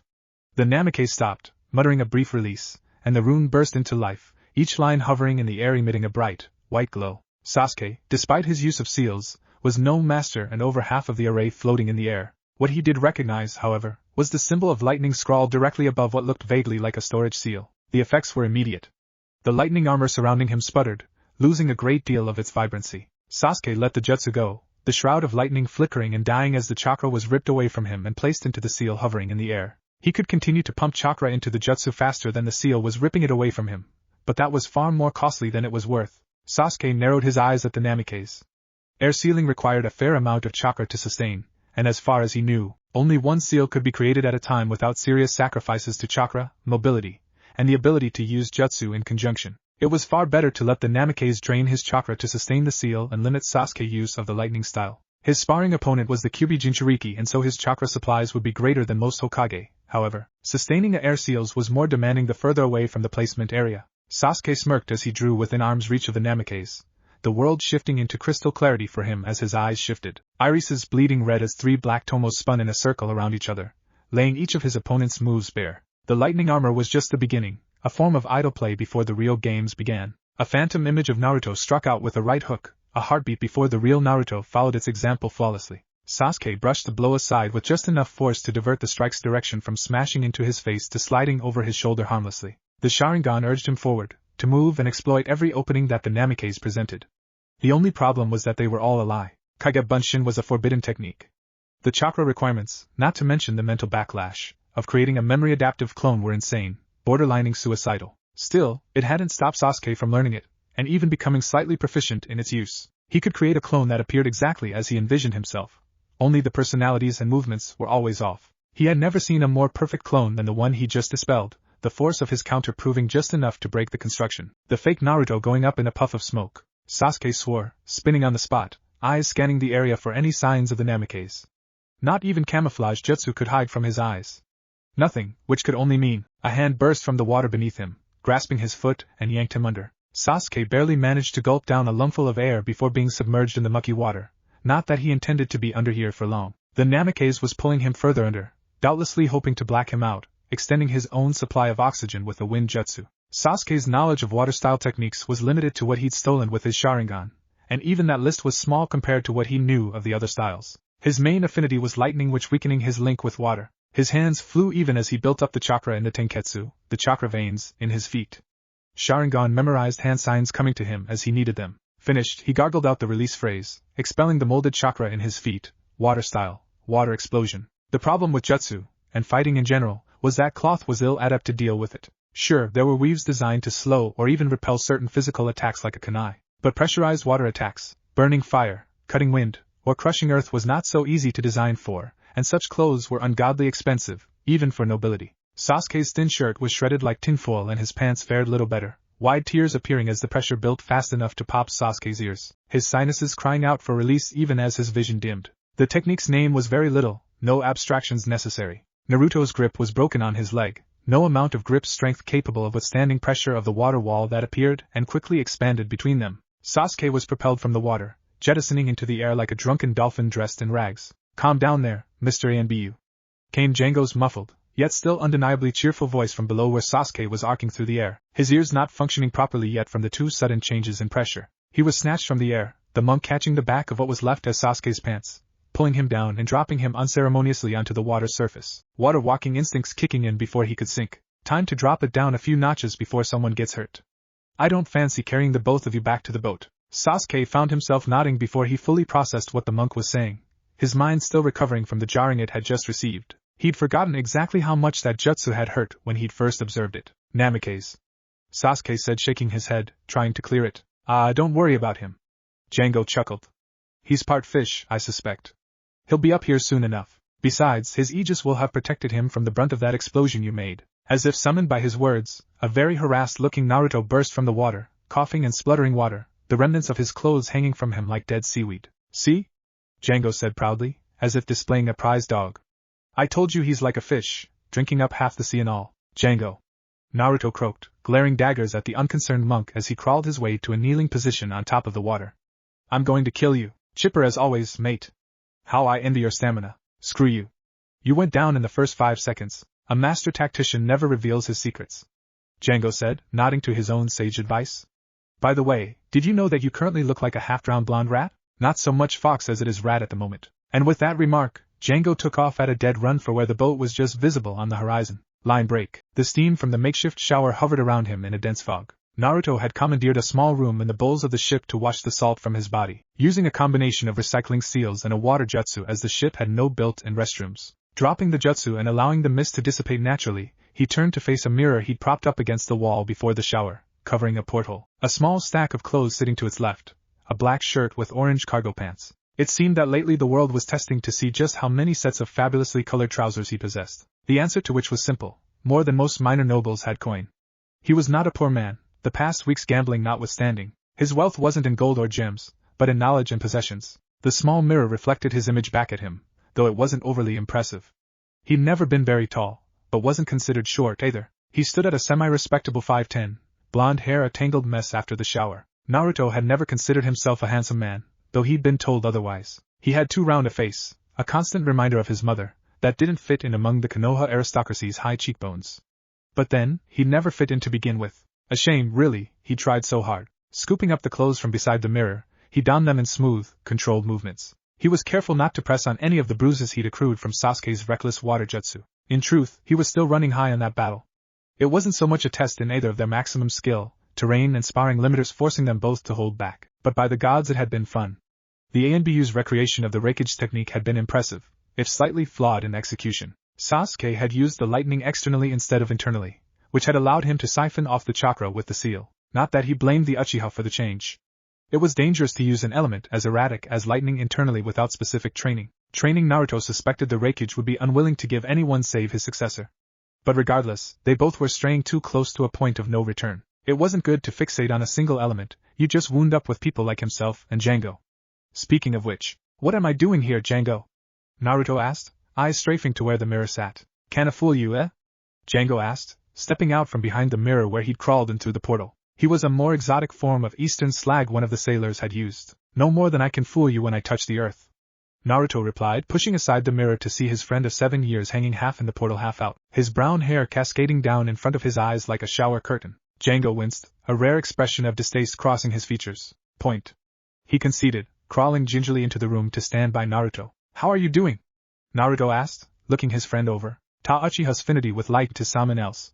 Django commented, massaging his right shoulder with his left hand. The sailor accent was not lost on Naruto. I'll be smartin' for a week from at. Could have been worse, I suppose. Naruto muttered, turning from his friend and propping the mirror back into place. Django agreed with a smile before becoming stern. Now what was with that face? He asked, dropping the accent in favor of his, as far as Naruto had ever been able to deduce, true northern accent. Naruto sighed, facing his friend once more. Just doubts, my friend. Just doubts. All that a god does is just, isn't that the saying? We are not gods, Django. Naruto said sharply, turning to meet Django's gaze solidly. Powerful, yes. But we have weaknesses, we can die like anyone else. You proved that today. Stop being pretentious. Pretension? Django asked, a smile stretching his lips as he lifted his head to look down at Naruto over his nose. Then in a lower voice he hissed, Is it? Is it? The air in the room stilled to an unnatural degree, dust partials illuminated by the rays of light reflecting off the mirror suspended in midair. Django, he said slowly and clearly, I will not tolerate this behavior in you. The pot called the kettle black, friend. Django said, smiling through his teeth. We made a deal years ago. No going back. No regrets. I won't tolerate this self-deprecation you seem so keen on putting yourself through. My freedom is being snatched away from me, monk.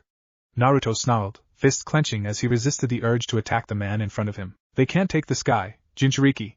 Django roared, stepping forward and grabbing Naruto's shirt in both hands, twisting the cloth in his fists. The door to the room slammed open, Sasuke in full ANBU armor striding in, his hand reaching to the sword strapped to his back, Sharingan blazing in agitation. How foolish of me, he said stiffly, his mouth a fine, barely moving line as he inspected the two of them. I seem to have been laboring under the assumption you two were friends. Django released Naruto, snorting angrily, brushing pasting the straight-backed Uchiha as he shouldered his way out the door. Will he be a problem?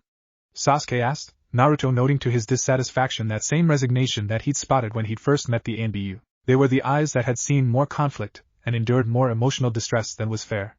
But then, the world was rarely fair. Do friends in ANBU not argue? Naruto asked. I have only been in ANBU for 2 years, and of those 2 years I have only ever been placed on a team twice. My time before that, ties such as friendship was a foreign concept to me. Naruto gave the Uchiha a questioning look, but when he didn't elaborate further, dropped the subject in favor of running a hand through his hair and kicking at the ground. He'll get over it, said Naruto. He doesn't like it when I'm feeling well, feeling how I am. You are uncertain about returning home, Sasuke stated. Naruto chuckled ruefully, kicking at the floorboards once again. Those eyes of yours don't miss much, do they? Sasuke remained silent, expectantly waiting. Naruto shrugged carelessly, saying, I've spent the last 7 years of my life avoiding Konoha, and I would have gladly hid even longer if Jiraiya wasn't as efficient as he is. I would have thought that you would be excited to return from your learning trip and pay your respects to your family, as I am sure your father would have wanted. Naruto looked up at the Uchiha, an unreadable expression on his round face. My father was many things, Uchiha, and an excellent liar was one of them. I met your father once. He seemed like an honest enough man. The people loved him. Naruto finally laughed.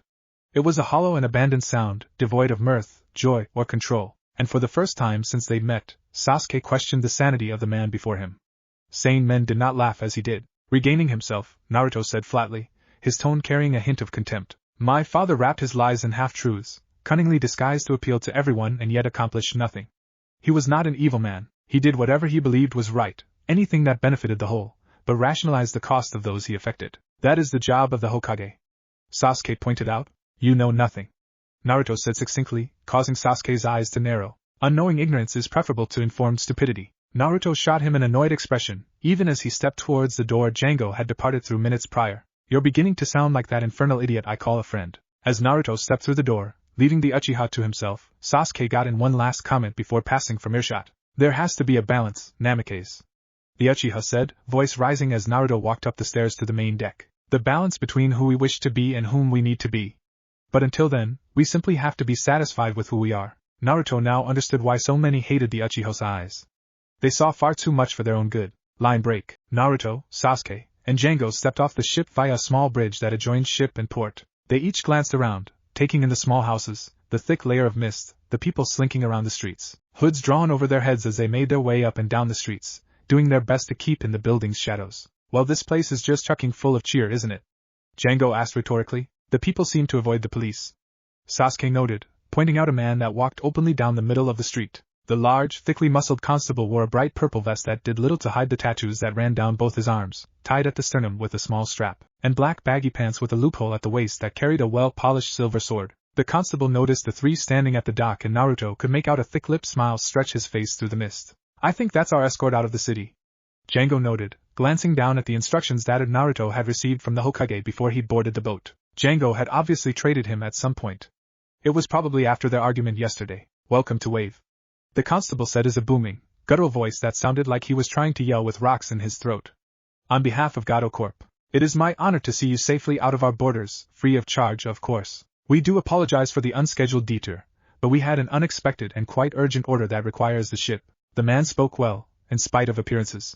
With the amount of muscle that the constable boasted, Naruto had assumed him to be dim-witted. It was an unfair assessment, but oft enough proved true. With a whistle from the constable and after a moment's pause, Naruto could hear the clack-clack sound of wood tapping against cobblestone. A few more seconds and a large, ornate, and deeply purple carriage with heavy drapes covering the windows came into view. The driver hunched low over the reins. That won't be necessary, Sasuke said, eyeing the carriage distrustfully. Over the week the Uchiha had been watching over him. Naruto had made a few observations of the Uchiha, one of which was that the Uchiha did not like anything new outside of combat. Sasuke liked to control the situation, never letting things get out of hand, and became rather cross when things invariably did around him. The constable faltered, obviously thrown off stride. I'll have to insist. Django cocked his head. Why? The constable said, fumbling for a response. The mists aren't safe, he said, eventually coming up with a reply. The factories release a chemical that makes the mist acidic if exposed to it for extended periods of time. That explains the fear, then, Django said glibly, gesturing at the now vacant streets. Yes, the constable said firmly. Now if you'll get into the carriage, we can get you safe and sound to Konoha. I'll remind you, Sasuke said bluntly, that you're escorting 3 ninjas. 2 ninjas and a monk, Django said, cutting across Sasuke. 2 ninjas and a simpleton, Sasuke amended, and I'm fairly certain you know exactly who I am. The constable nodded, a bead of sweat forming at his temple. He was a big man, but even he knew that a ninja didn't have to appear threatening to kill you. In that case, I'm certain you understand exactly what will happen if you or your boss try to cross us. The constable nodded again, unable to speak. Good. Then lead the way. The 3 of them strode across the dock, the nervous constable scurrying ahead of them, his bulky frame darting in and out of the mists. The mists aren't poisoned, Naruto muttered under his breath, low enough that Django and Sasuke could hear but the constable wouldn't. How can you tell? Sasuke asked in a similarly low voice. I can sense it, Naruto responded, keeping his eyes on the constable. I'm a rather adept wind user. I don't think it's a trap, Django whispered. I think it's just a cover. Naruto cut a glance back at the houses again, taking in the shut and boarded windows, the empty shops, and the still missing people even though it was midday. He nodded slightly. We weren't supposed to be here, Naruto said after a few moments of thought. The constable mentioned an urgent order came in that required the use of the ship. Sasuke nodded thoughtfully, but remained silent as they climbed into the carriage, the constable almost hanging off the door. Once the carriage was shut again, he said, that's why they want us in carriage. Isn't this land under the control of Konoha? Naruto asked, furrowing his brow. Why aren't they concerned that a businessman is sticking his nose into the running of one of Konoha's ports with this kind of authority? Sasuke shrugged. I remember this came up in court a few years ago. It caused a minor stir but was eventually overlooked. Gato mostly keeps to himself, hires a few mercenaries and is suspected of hiring a few missing nin under the table. He was deemed unthreatening and dismissed as simply a benign cancer that feeds off the outer lands, not to mention the fact that he hasn't actually broken any laws besides a few infractions for pollution, fines he paid. Naruto frowned and muttered to himself, and Konoha decided against moving against him? Django chuckled, leaning forward and clasping his hands together in front of him, grinning lopsidedly at Naruto. I know that look, mate, what's on your mind? Django had apparently forgotten his anger at him, distracted by the mystery at hand. It doesn't add up, Naruto said softly. This is several days away from civilization. Does it need to add up? Sasuke asked, leaning back against the cushion. There are a lot of things that don't quite add up, yet happen anyway, I suppose. Naruto said reluctantly, casting an agitated glance at the draped window. He could move it, but what really was the point? He already knew what he'd see, the impoverished struggling to survive. Django chuckled again as he placed both hands behind his head and leaned back as well. Already playing the noble's game? He asked. It would appear so. Naruto grunted, rubbing both temples with his hands. You know, this is what I really hate about politics. Is it the backstabbing, or the pretentious show of power? Django asked, raising his brows sardonically. Neither. I've learned to expect both. It's the effort and ignore both that upsets me. Line break. The horse-drawn carriage trundled over Konoha's dirt roads, plodding its way to the Hokage Tower where Naruto was expected to present himself to the Hokage and the rest of the clan heads who would be standing in wait for him. A small, reedy man wielding a pen and clipboard briefed him on the proper procedures when he'd first arrived at the city. It was more annoying than informative, as Naruto either already knew, or could guess at everything the nervous man told him. His agitation at the assistant was probably misplaced. It was his job to make sure Naruto knew just what to do so that he could seem as impressive as possible to Konoha's populace. What annoyed Naruto most about the man was that he kept saying things like, because you're a Namikaze you need to, or the previous Namikaze was well known for, or worst of all, the people expect great things from you, what with you taking over from his lordship Namikaze. What the hell is being a Namikaze supposed to mean? Naruto wondered, letting a bit of his agitation come to the forefront. The bureaucrat had made it quite clear that something was expected of Naruto. Neither of them was quite sure what that was, but something was most definitely expected of the new Namikaze heir. It was only natural that the son should be as great as the father. It wasn't quite fair, Naruto had decided, that since Minato Namikaze had been Hokage and only clan member, nothing was expected of him other than to be a wonderful Hokage. He didn't have any clan responsibilities. Naruto couldn't get away with that. He would have to find something to make his own mark on society. Every clan had their duties they preformed for their society. The Inuzuka were Konoha's veterinarians as well as fearsome warriors. The Nara watched over Konoha's forests and wildlife, as well as supplied herbs for the medics. They were also brilliant tacticians of unparalleled skill when called upon. His sister's clan, the Uzumaki, were experts in Fuinjutsu, a complex and not to mention lucrative business. It also happened to be terribly useful for ninjas as well. Given every other clan's excellence, what were the Namikaze good for? Naruto busied himself by smoothing the hem of his black yukata in an attempt to distract himself from his thoughts. Somehow, the black silk felt wrong without the familiar Uzumaki clan symbol woven on the back. Instead he had the sloping lines and crisscrossing patterns that made up the Namikaze thunderstorm emblazoned where the Uzumaki symbol had traditionally been. It wasn't that he was attached to his mother more than his father. It was just that he disliked his father more. The Hokage had been stubborn and, in Naruto's opinion, rather short-sighted on many matters. The Uchiha massacre for one. It could have been prevented, or at least lessened, if only his father had. Naruto stopped his ministrations abruptly. He didn't like dwelling on his family very much, too many painful and pointless memories. Still, a memory of his parents, huddled together on the couch while thinking their children were safe in bed, whispering sweet nothings in each other's ears as the night passed, came unbidden to his mind, sticking there like cold plaster. It was how he would prefer to remember them, together and happy, if he wanted to remember them at all. Naruto glanced at the other side of the carriage where Django and Sasuke had been before they'd entered Konoha. The Uchiha had to arrive at the tower before him, to report his mission complete, and get changed for the entrance ceremony. Django had left as well, leaving Naruto to ride alone. It wouldn't do for him to be seen interacting with the riffraff as the pencil pusher had noted. Naruto nearly killed the idiot. Luckily for the sniveling man, Django was far more forgiving than himself. He closed his eyes as the whispers from the people standing outside, gathering to see the spectacle, drifted through the carriage's walls and made their homes in his ears. The demon Namikaze has returned. Why did they bring him back? Couldn't the Uzumaki heir take the seat instead of the demon? It was all beginning again. The errors his father couldn't fix. And it was funny that even now they were voicing the same questions he'd been asking himself ever since he spotted the ANBU Uchiha in the audience. He wondered what the whisperers would think if they knew he could hear them. Ninjas had very acute ears, Naruto even more so. His maturing with the QB sealed within him had given him a few useful traits, as well as a few not so useful ones. 15 through 18 had been especially hard on him for obvious reasons. The demon spent most of its time sleeping these past few years, anyway. Naruto was grateful. The carriage proceeded for another 5 minutes, steadily drawing closer to where he detected over a dozen powerful signatures, including the Uchiha's. One of the two strongest signatures he detected was no doubt the Hokage. The fact that it stood at the head of the procession reinforced Naruto's opinion. The second was undoubtedly his sister. High chakra capacities ran in the family, it would seem. Naruto could almost sense her seething anger from where he sat. Naruto sighed, opening his eyes wearily. Everyone had gathered to see the new Namikaze head, to see his grandeur, his refined comportment, his wonderful aura of command, to see the shade of the Hokage they had lost. And the demon that they'd rejected so long ago. Naruto, for his part, was rather curious to see the man himself. He hoped he'd be impressive. Chapter 3. Home is where you bury the bloody hatchet. The carriage trundled to a stop just in front of the Hokage's tower. Naruto could hear the horse let out a nervous snort as it pawed at the ground anxiously. It was a well-known fact that animals had an instinct for detecting trouble, and this one had no doubt connected the dots between its passenger and the array of unquestionably powerful humans arrayed before it, and had not liked the conclusion it had arrived at. At least the clever creature will be able to get away, Naruto thought forlornly, opening the door and stepping from the carriage. He could feel the 100 or so judgmental eyes following his every movement, along with countless others in the crowd behind him. Brother, a female figure said in a light yet rich voice, detaching herself from the Hokage's side and approaching him. Haruko had most certainly grown during his absence from his home. Before, she had been a small scraggly thing with snarls in her hair from playing outside so much, running around and parroting anything her parents said with childlike innocence. Now, Haruko was the same height as himself, standing proud at 5'11". Her blonde hair with impossible, natural red highlights had a lustrous shine compared to the rather lackluster mess Naruto remembered. Haruko embraced him, her vibrant, formal, white yukata rustling against his black one. Her embrace was a lot more aggressive than it needed to have been. He felt one of his ribs groan and then crack under the strain. She had obviously inherited their mother's strength as well. Already trying to get me to understand what my place is, sister? Naruto returned the embrace with a gentle one of his own.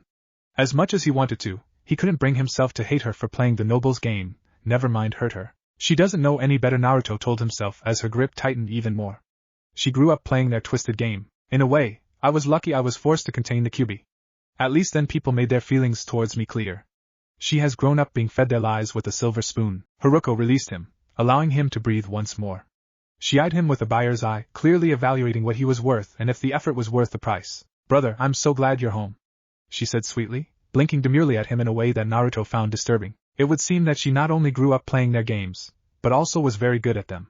It was a premature judgment, true, but Naruto had spent several years in a circus. He knew an act when he saw one. I'm glad to be home, Naruto lied, nodding respectfully to her, his blonde hair obscuring his vision of her for a moment. It was part of the script for the show he was to put on for the gawkers behind him. The years I've spent abroad studying have made me quite homesick. While it is sad that father has passed, I am relieved to return home.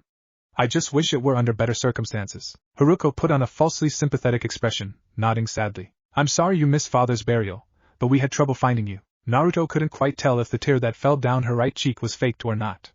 And that, more than anything, scared him. I'm sorry as well. I should have liked to have said my farewells to both father and mother. Haruko nodded, detaching herself from him and returning to her position beside the Hokage, apparently satisfied with how Naruto had been behaving so far. She wasn't the only one who could act. The new Hokage stepped forward. She appeared young, maybe late 20s, with long blonde hair that hung down in a full ponytail and deep, brown eyes. However, Naruto knew that she was one of the Sannin, Tsunade Senju, head of the Senju clan, and despite her appearances was actually in her 50s. She was dressed in her full Hokage apparel for the occasion. White, resplendent robes billowed around her as she stepped towards him, the traditional, triangular, red-white hat with the symbol for Konoha woven onto the front resting upon her head. Welcome back, Lord Namikaze. She greeted him, not unkindly. The smile she gave him actually reached her eyes. Her greeting isn't a front, Naruto realized with some surprise as he bowed deeply before his lord. She actually holds no negative feelings towards me. She senses deep down that we're both the same. We're both cowards who ran from our problems. This place was bringing out the worst in him already. Django was not going to be pleased. Thank you, it's good to be back, Naruto returned, being sure to project his voice so the audience could hear. The Hokage nodded to him curtly and then returned to where she had been standing, her brief part in the dance complete. It was best for the Hokage to be seen aloof from her nobles, above them in every way. The rest of Konoha's clans then greeted Naruto. He shook hands with Shikakunara, a tall man with 2 scars on his face, one on his cheek and the other spanning the left half of his forehead. Sasuke had informed him that the strategist was presumably stepping down shortly in favor of his son, Shikamaru. Choza, of the Akimichi, embraced him cordially. He was a round-bellied man with red vertical line markings running down both sides of his face, whose clan techniques converted calories into temporary bursts in physical strength. He pressed his forehead against Kiba's in greeting. The Inuzukas, a bestial clan who bonded with dogs at a young age and was trained alongside each other in their family's combat style. He had expected to see his mother Tsum, but had been told that she had died a few years ago in a mission gone wrong. While not unprecedented, clan leaders usually didn't accept missions, instead seeing to the management of their clan. According to rumor, she had accepted this mission off the books and the information had been faulty. Either way, it would be a breach of etiquette for him to press for information. He continued down the line, greeting the other clan leaders and major nobility. Once all of the kowtowing was out of the way, the Hokage asked, "Shall we adjourn to my study? We can conduct our business there." Everyone agreed and made their way towards the door, Naruto somehow ending up at the back of the line. Once inside, the Hokage turned to face him. "I'm sorry, Namikaze, but your presence won't be required for this meeting. I'm sure you are quite tired and your sister has taken the liberty of summoning your chief servant for you. He's just through the door there." The Hokage pointed to a door just in front of the group. "He will escort you to your estate where you can find the peace and rest you no doubt require." Naruto raised an eyebrow, translating her statement as you aren't wanted here. "It's better if you move along, so they would make me into a figurehead? Control me as they would a puppet, with me as the pleasant face of their dead lord?" It wasn't entirely unexpected, and he made plans for it, but none of which could or should be implemented immediately. He could claim that he wasn't tired and try to talk his way into their discussions, but that would force him to play his hand too soon. With the exception of the Uchiha, they thought him a weak, easily manipulated genin, and so, they would underestimate him. Acting out now would only change their opinions from thinking that he was inept to thinking he was a petulant child, and demonstrating his strength now would only cause distrust. If he, a supposed genin and ally, could hide his power this well, who's to say that their enemies weren't doing the same? Paranoia was a politician's bread and butter, served with a side of anxiety. So much for the impressive act. Naruto bowed quietly and took his leave through the door they indicated, where there was a tall, elderly man in a tailored black suit, cut in the Western style, wearing white gloves, sitting in a deep-backed armchair. His white hair was cut short so that only a few distinguished strips stuck out in small spikes from under his black cap. He didn't jump at the sound of the door, nor Naruto's sudden appearance. He merely stood with a dignified grace and bowed low. "Good evening, sir. My name is Hoid and it will be a pleasure to serve you, I'm sure," he said in a soft and firm voice. Naruto eyed the butler, straightening himself from the bow, smiling at him, the motion crinkling the skin around his kindly, brown eyes. "How long have you been serving my family?" Naruto asked. The question was a bit abrupt and more than a little rude, but he needed to find out if his sister planted this man. Over the years of dealing with the inept, the cheap, the cheats, and generally dishonest people, he developed a rather keen ability to discern spoken truth from lies. "The paranoia this place inspires is already getting to me," Naruto thought mournfully as he watched his butler for signs of deceit. "I have been serving the Namikaze estate ever since your father officially founded it 6 years ago. A year after your departure, I believe?" The butler replied promptly. No flutter of the eyelash, trip of the speech, or increase in pulse, Naruto noted. He's telling the truth, or at least what he believes is the truth. Naruto didn't know if he could trust that strange twinkling in his butler's eye. It unnerved him, and reminded him of how his father would smile at him after he'd managed to do something particularly clever in school. Naruto nodded curtly. "I am tired, Hoid. My journey was long, and I wish to rest." "Of course, sir," Hoid replied, walking to a door at the other end of the room and opening it. "I have prepared a carriage out back that will take us to our destination. Your sister made it quite clear that you are not to be seen leaving the premises by anyone. The mistress is quite wise. I'm sure she did." Naruto grumbled, exiting through the proffered door. "Indeed, sir. She even went so far as to say that she wouldn't be disappointed if you were to remain there for the rest of the week, or until she has had a chance to talk to you." Naruto glanced suspiciously at the butler following behind him. If this butler was working for his sister, then he wasn't very good at keeping her secrets. He was being very transparent in his affiliation with his sibling. "Why are you telling me this?" "Because, sir, she is no longer under my care. I am the Namikaze butler, not the Uzumaki butler. My cousin Ventus cares for her." "How very discerning of you," Naruto said slowly, making sure to keep track of the elderly man behind him, following at a respectful distance. "Indeed," the man agreed. "I believe that was what your father said of me as well. You two look so much alike." Naruto's eyes snapped to Hoid as the man stepped quickly, but respectfully, in front of Naruto and opened another door that led out the back of the Hokage's tower, where there was a stately, white carriage parked a few feet from the door. The butler allowed Naruto to walk through first, but quickly passed him and opened the carriage's door, bowing as he waited for him to enter. Naruto repressed a sigh and entered his transport, positioning himself upon the spotless white cushions. The carriage shook slightly from side to side as Hoid climbed up onto the driver's seat. A moment later there was a snap of the whip and the wagon lurched into motion. The two made their way to the Namikaze estate in silence.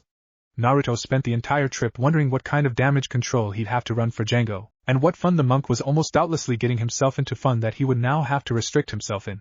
Or at least, not get caught. Lucky bastard, Naruto thought as the carriage came to a stop. The door opened and the crinkled visage of Hoid retreated to the side to allow Naruto to descend. Naruto's did so, sandaled feet kicking up a little bit of red dust from his impact. The blonde raised an eyebrow as he took in the Namikaze estate. It wasn't as large as he remembered it being. Maybe that was because he'd gained 2 feet of height since he had last wandered these grounds, which now it seemed much less impressive. Oak and Konoha reds were spread sporadically throughout the front lawn in no apparent pattern. The white building was 2 stories tall with green ivy crawling up the left face to wrap around the balcony. If he remembered correctly, there would be a shed in the back where his father would work on his seals in private. He was always busy with one thing or another, Naruto mused as he made his way up the cobblestone path towards the door, memories dancing in his mind of his father hunched over his table, working on yet another of his magical seals. Are you intending to rest, sir? Hoid asked from where he was following behind him, white-gloved hands tucked in front of him. Possibly. Naruto replied, evading the question. Well, if I might be so bold to suggest, Hoid started. If you are feeling adventurous later this evening, your father quite enjoyed his time in the shed. He's made some interesting modifications to the seal array on the floor since you've been gone. Naruto frowned, turning to face the servant, but there never was. He was cut off by the slightly panicked look Hoid was giving him. The place was obviously unsafe for private conversation. He would have to remedy that before long. Naruto said, changing tact. I remember now, foolish of me to have forgotten. Forgive me, it's been a long time. Not at all, sir. It is I who should have explained better. Hoid said, regaining his composure and smiling slightly. That was another thing your father used to enjoy telling me. I never could explain myself properly. Nonsense, you did just fine. Naruto reassured him. I will take your advice into consideration. As you wish, sir. I'll be seeing to the house staff if you need me. Is there anything in particular I should have to cooking staff prepare for you this evening? No, thank you. Naruto said. You do not need to thank me, sir. It is my duty, regardless. I thank you? Naruto said, meeting Hoid's gray eyes. He needed to win this man's loyalty. If he were to accomplish anything, having the chief of staff's emotions conflicted between his former and current master could prove disastrous. The butler hesitated, not breaking eye contact, before saying, You're welcome, sir. I best be off. The garden staff is due to arrive shortly, and they must be instructed where to place the new Otins. With a nod, Hoid bowed and then walked past Naruto into the house, leaving Naruto alone. Man, Django said, dropping from one of the many trees that littered the estate, I thought the old codger was never going to leave, wazing the way of the thing. It's his way. Naruto said, switching to Eastern Street slang, imitating the accent perfectly. It was one of the few he'd picked up in Suna, and that was only because he spent so much time there learning Atami, his primary martial arts style. He chose this accent particularly for its hard-to-follow patterns and seemingly nonsensical verbiage. Anyone attempting to eavesdrop would be completely lost in either the accent or the words unless they were very familiar with the area. And considering that this particular accent was as far as he knew only spoken in Suna's outer district slums, he was fairly certain that few ANBU here had ever been to that dead end of the world. Doing the word of the mouth? You're going to follow what he said? Django asked, joining Naruto in the dialect. Naruto had never met a person with more mastery over languages and speech patterns than Django. He switched and danced between accents, countries, and languages with more regularity than Noble showered, and for the simple joy of it, wazing the careful acting of the ways. I'll need to be careful, but yes. Naruto answered. Can't be the truth if you was seeing it. I'll run distraction for those who might be watching. Django replied with a grin, being grateful of the creation. Thanks. Naruto said, nodding to his friend. Django flashed him a smile before disappearing in a small flash of purple, his monk version of a shunshin. I'll just relax in my room until he signals, Naruto resolved, opening the door and walking through. A quick ascent up a flight of stairs to the second floor, and he was approaching what he remembered to be the master bedroom. Naruto opened the door and glanced around, taking in what was once his father's room. The large room was painted a light shade of blue, a small writing desk pressed into the left corner of the room that still had notes his father used to scribble on whatever project happened to flit through his head at odd hours of the evening, or morning as was more often. The oak dresser with a delicate array of engravings running along its frame still stood against the right wall, as immaculate as ever. However, the four-poster bed was gone. In its place was a neatly laid small rolled-up pile of sheets. Hoid was probably going to press him on what style bedding he wanted later. Naruto turned and closed to the door. As the door clicked into place, Naruto felt a gust of wind blow across the back of his neck. And there goes my plan to see what my father was up to. Naruto pulsed his chakra twice in quick succession, waited a moment, and received a pulse of spiritual energy from Django in response. It was a crude method of distance communication, but it was fast and seals were out of the question. It was far too easy for patterns to be replicated, and chakra patterns were not. You certainly didn't waste any time coming here. I thought it was going to be at least 2 days, Naruto observed, turning to face his sister who was leaning against the far wall by the now open window. Silly older brother, she said, smiling at him. It pained him slightly that Haruko had inherited his mother's emerald green eyes while he had inherited his father's crystalline, cobalt ones. It was a sick parody that such hate smoldered in her eyes as she glared at him, no longer needing to put up appearances. How could I possibly stay away? Because you could never forgive me. Naruto replied shortly. Not even an hour I've been back and I've already heard the rumors of your vowed vengeance. Father should have never let you leave. You're lucky no one has ever found you. As a genin you wouldn't have been able to defend yourself. Naruto raised a mental eyebrow. Was that concern he detected? Father let me leave for a reason. Haruko snorted disdainfully. I've spent the time you were out gallivanting around the world and ignoring your family growing stronger than you could ever be, Ninetales or not. I've followed in mother and father's footsteps. She spat, seemingly not to have heard him. I'm proud of you, Naruto said, one of the truest statements he'd made since arriving back in Konoha. I've heard that you mastered Father's Hiraishin before his death. He hadn't, but it wasn't that much of a stretch to assume that she had. She probably hadn't mastered level 2 yet, but it was still within the realm of possibility. I have, she declared proudly, eyes gleaming with triumph. I won't fight you, Naruto said, turning to face her. He knew exactly what this visit was about. A duel was the only reason why she'd be here. The Uzumaki clan was far more important than the Namikaze house at the moment. Which meant that this was personal, not political. You will if you want to move anywhere in this village without me dogging your every stop, she said, startling Naruto with the apparent lack of concern she had for starting a clan war. The Uzumaki house is currently far more powerful than the Namikaze, thanks to your absence. I have more than enough money and more than enough pull with the council to ensure that you'll never get off the ground. You'll remain as impotent as an Akimichi with an eating disorder. Naruto turned to face the wall, closing his eyes wearily. He had expected her to be angry with him, leaving her as he did, but this rage went deeper than abandonment issues, and Naruto couldn't figure out why. He would have to try a different tact. Turning to face her again, he put on a half-hearted smile and said, It's not a very even fight. I'm a genin after all. Haruko shook her head in apparent amusement, finding his attempts at wiggling out of it funny. I don't care. I made it clear to you in the square how this relationship is going to work. I may not be the head of the Namikaze, but I can control you. This little spar is just to make sure you don't get any ideas. So she wants to run the Namikaze clan as well. Why shouldn't I let her? It would be simple.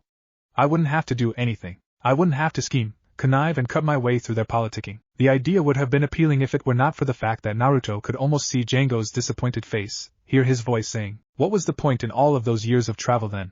Weren't you going to change the world one day? When and where? He asked resignedly. He had no intention playing his hand, but he could be a sandbag for a while. Tomorrow, training ground 7, 6 o'clock. You'll have to skip dinner. That should be plenty far enough removed from the rest of Konoha that our little spar should remain private. Haruko replied. Naruto nodded. I'll be there. You better, she warned. Or I swear I will get even with you. Even if it means I have to go after your friends. Naruto blinked and Haruko was gone, with only a brief flash of yellow to indicate her passing. Naruto shook his head, mentally calculating just how much effort it was going to take to appease his sister. The initial prognosis wasn't good. Line break. He was broken from his contemplations by a knock at the door. Glancing at the window, he was surprised to see that it was already evening, and that the sun was hanging low in the sky, casting his budding garden into a orangish light. Come in, Naruto called. The door opened and Naruto heard the soft clatter of plates as Hoid entered the room, carrying a tray with a large, bright orange bowl in the center. Your soup, sir, the butler said. I had the cooks prepare a fine noodle dish, with an extra serving of beef and noodles. The meal smelled delicious. Hoid's choice had been a good one. Wherever he'd managed to find out that Naruto had a weak spot for noodle-based dishes, it had been an accurate one. However, Hoid's timing for the delivery was a bad one. He had no appetite at the moment. That had left with his sister. Put it on the desk, Naruto commanded, gesturing vaguely towards his father's note table. But the seals. Hoid began to object. I don't care about them, Naruto said, a bit more forcibly than he should have. There was a pause, then the sound of a tray making contact with wood. Of course, sir, sorry to have disturbed. Hoid walked over to the door and then paused half of the way out. Is there anything else? Naruto asked impatiently, wanting the butler to just leave him alone. Sir, things aren't as desperate as you seem to believe, Hoid said. What was it with people always assuming that they knew exactly what he was thinking? Undeterred by his silence, Hoid continued. I am a Namikaze butler, and this is my home. Nothing that goes on inside this house escapes my attention. Your sister is indeed powerful. The 5th Hokage has been grooming her to take over for the past 2 years, but doesn't mean that you have to fight her. There are other avenues that can be explored. You are a Namikaze, whether you want to be or not. These people in this house depend on you. Konoha depends on you to remain strong. Hoid exited the room, but before he closed the door he said, and I have faith that your father made the correct decision in keeping you the Namikaze head. Naruto repressed the urge to chase after the servant and demand to know what the old man knew of the matter. Hoid wasn't going anywhere, and honestly, he'd had enough of people talking down to him today. Father purposely kept me as the head? Naruto thought with confusion. Why? He knows I won't run it the way he did run it. Isn't that what my sister intends to take away from me? Naruto closed his eyes. Hoid, cursed the marrow in his bones, was apparently the same as Django in that he knew just what to say to drive him forward. I can't hurt my sister. That fact had remained unchanged. But he could run the house. He was no stranger to people, and nobles were just people who had inflated egos, and that made them dangerous. Naruto went over and unfurled the blankets, laying himself down and folding his hands behind his head to stare at the ceiling. It was early to go to bed, but he was already tired of the day, and just wanted it to be over with. His dreams that night were plagued with memories of his father, the expectations the man had for him, and over it all, one of the last civil conversations he'd had with Minato. Will you defeat them, your demons, and all the non-believers, the plans that they have made? Because one day, my son, I won't be there to save you from all of your misery and hate. And on that day, you will have to make a choice. Will you stand for what you believe, or will you fall and forsake everything? Line break. Naruto stood, ankle deep in water, in a place he hadn't set foot on in years, glaring at a beast he hadn't set eyes on for a similar amount of time. The sewer with leaky pipes was a mental construction, unique to everyone. Naruto continued to glare at the mass of chakra as it stared impassively back. You're still weak, the demon said, his unnaturally white teeth glinting in the dim light of the sewer lamps hanging from the walls. Naruto started. You're weak, the demon repeated, cutting him off. You had resolved yourself years ago to the possibility of this day, but put under a little bit of pressure, you crack and reawaken me. What were your last words to me, human? That you were going to set the past behind you? I believe that was the gist of your words. You humans indulge so often in bravado, but rarely back your words up. When the time comes, your species doesn't have the mettle or conviction to survive. Naruto grit his teeth, anger bubbling up inside of him. The Kyuubi chuckled, its deep baritone voice reverberating around the cavern. So weak, what would you know of it? Naruto asked, stepping up to the bars of the cage, glaring into the fiery eyes of the 20-story demon. He was greeted by the obligatory claw the fox thrust at him through the bars, attempting to gut him. Naruto caught the beast's claw in a careless open palm, and with a deft flick of the wrist shattered the keratin appendage, the pieces fading into non-existence before they hit the ground. The fox growled, more out of agitation than malice or pain, and leaned forward. The demon's eye alone was twice as tall as Naruto was, but he wasn't intimidated. They both knew the routine. The Kyuubi couldn't hurt Naruto, and Naruto dared not go after the Kyuubi in full. I know everything, human. I flow through you constantly, just as you do me. We sustain each other. Although I may not bother being awake most of the time, I still know everything you do. And you are weak. What would you have done? Naruto asked, his eyes boring into the Kyuubi's own. Fight.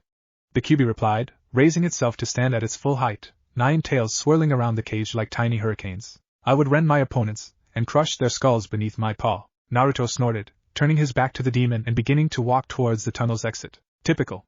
Slaughter and ruin is all that's ever on your mind, creature. I will not deny what I am, human. And neither did she. The Kyuubi growled, goading Naruto into ceasing his retreat.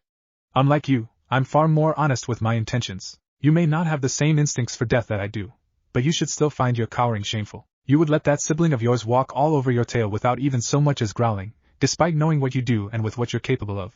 If only you tried. Naruto remained silent, listening to the deep breathing of the living chakra mass behind him. He was loath to admit it, but the demon had a point he'd been denying since he'd first heard about his sister's anger. I'll consider your words, Naruto said at last, beginning to fade like the claw did previously, the disappearance starting from his feet and working its way up. No, you won't. You'll let them be beaten into you, like you always have, the demon said as Naruto's head disappeared. Once the blonde had fully disappeared, the demon shifted slightly and cracked its neck, chains that bound it to the ground rustling with the movement. Like you always will. It growled before falling asleep once more, ignoring the rising waters of his cell. Chapter 5. It was because of you. Danzo Shimura carefully set the cup of tea back down on the table, next to a small pile of reports his agents had brought to him some time ago. Normally, he would have seen to each report as soon as they arrived, reacting to each new piece of information as quickly as possible. But he'd been far too distracted by a report he'd received 2 days ago. A report he'd initially discredited as bad information. The Namikaze boy actually still lives. What's more, he came back. That was unexpected. Danzo had the lesson that information paid beaten into him mercilessly during the Third Great War. The lack of reliable intelligence had cost lives, and therefore manpower. The loss of life was acceptable, expected even. It was lives spent needlessly that annoyed him, made even worse when the council used to question him. But that was before he made Root, his person force, answerable only to him. The council is a load of fools to dismiss him from their councils, he thought. They underestimate the boy. Danzo had been in politics for his entire life. Even in the war, when he'd been far younger, he'd shown an aptitude for the subtle machinations that went on in court, even becoming a contestant for Hokage after the second's passing, and this brought him back to the Namikaze. Although he hadn't greeted the boy personally, he'd been in the back, watching as the child greeted each clan leader equally, which is exactly what gave him away. Danzo picked up his cup and took another sip of tea, slowly turning the issue the Namikaze present in his mind. The council had grown complacent, that much was made only too apparent of late. They hadn't seen the hidden strength that the Namikaze had greeted them with. A genin, clan raised or not, did not greet the Hokage and his peers with the casual, almost annoyed, air that the Namikaze had shown. The boy hid his experience well. And if Danzo was honest with himself, he had to admit that he probably wouldn't have noticed the boy's deception if he didn't mistrust everyone by nature. His paranoia was further compounded by the mere fact that Naruto had managed to remain undetected for 7 years, apparently by his own power, and not Jiraiya hiding him. He was distracted from his thoughts by a shift in the air, just out of sight in the shadows where his one good eye couldn't quite see. He would have to be sure to give Dragon a commendation. Even in a supposedly safe territory, he made sure to remain quiet. "My lord," Dragon said softly, muffling his deep voice as best he could, his voice a steady monotone. "The Namikaze boy went home without fuss." Danzo nodded, not surprised. Though it did confirm his suspicions further, if only a little. "We were detected," Dragon continued, the "we" referring to Dragon's partner, Hawk. It was standard operation for root agents to work in teams of 2, instead of the standard 3. It allowed for less risk of detection at the expenditure of separate specialization. After a discussion with the butler about house maintenance, the monk Lord Namikaze returned with appeared. "We did not know he was there until he dropped out of the same tree Hawk was hiding." Danzo tapped his cane on the ground in thought, using his one good arm. The boy dressed as monk was yet another anomaly in his plans. Monks did not grow hair, in any temple that he knew of within the Konoha's borders. Which meant one of two things, neither of them good. Either the monk was using the Namikaze, or Lord Namikaze had left Konoha's borders, opening him to outside influence. The real question is who is controlling who? Who is the more skilled of the two?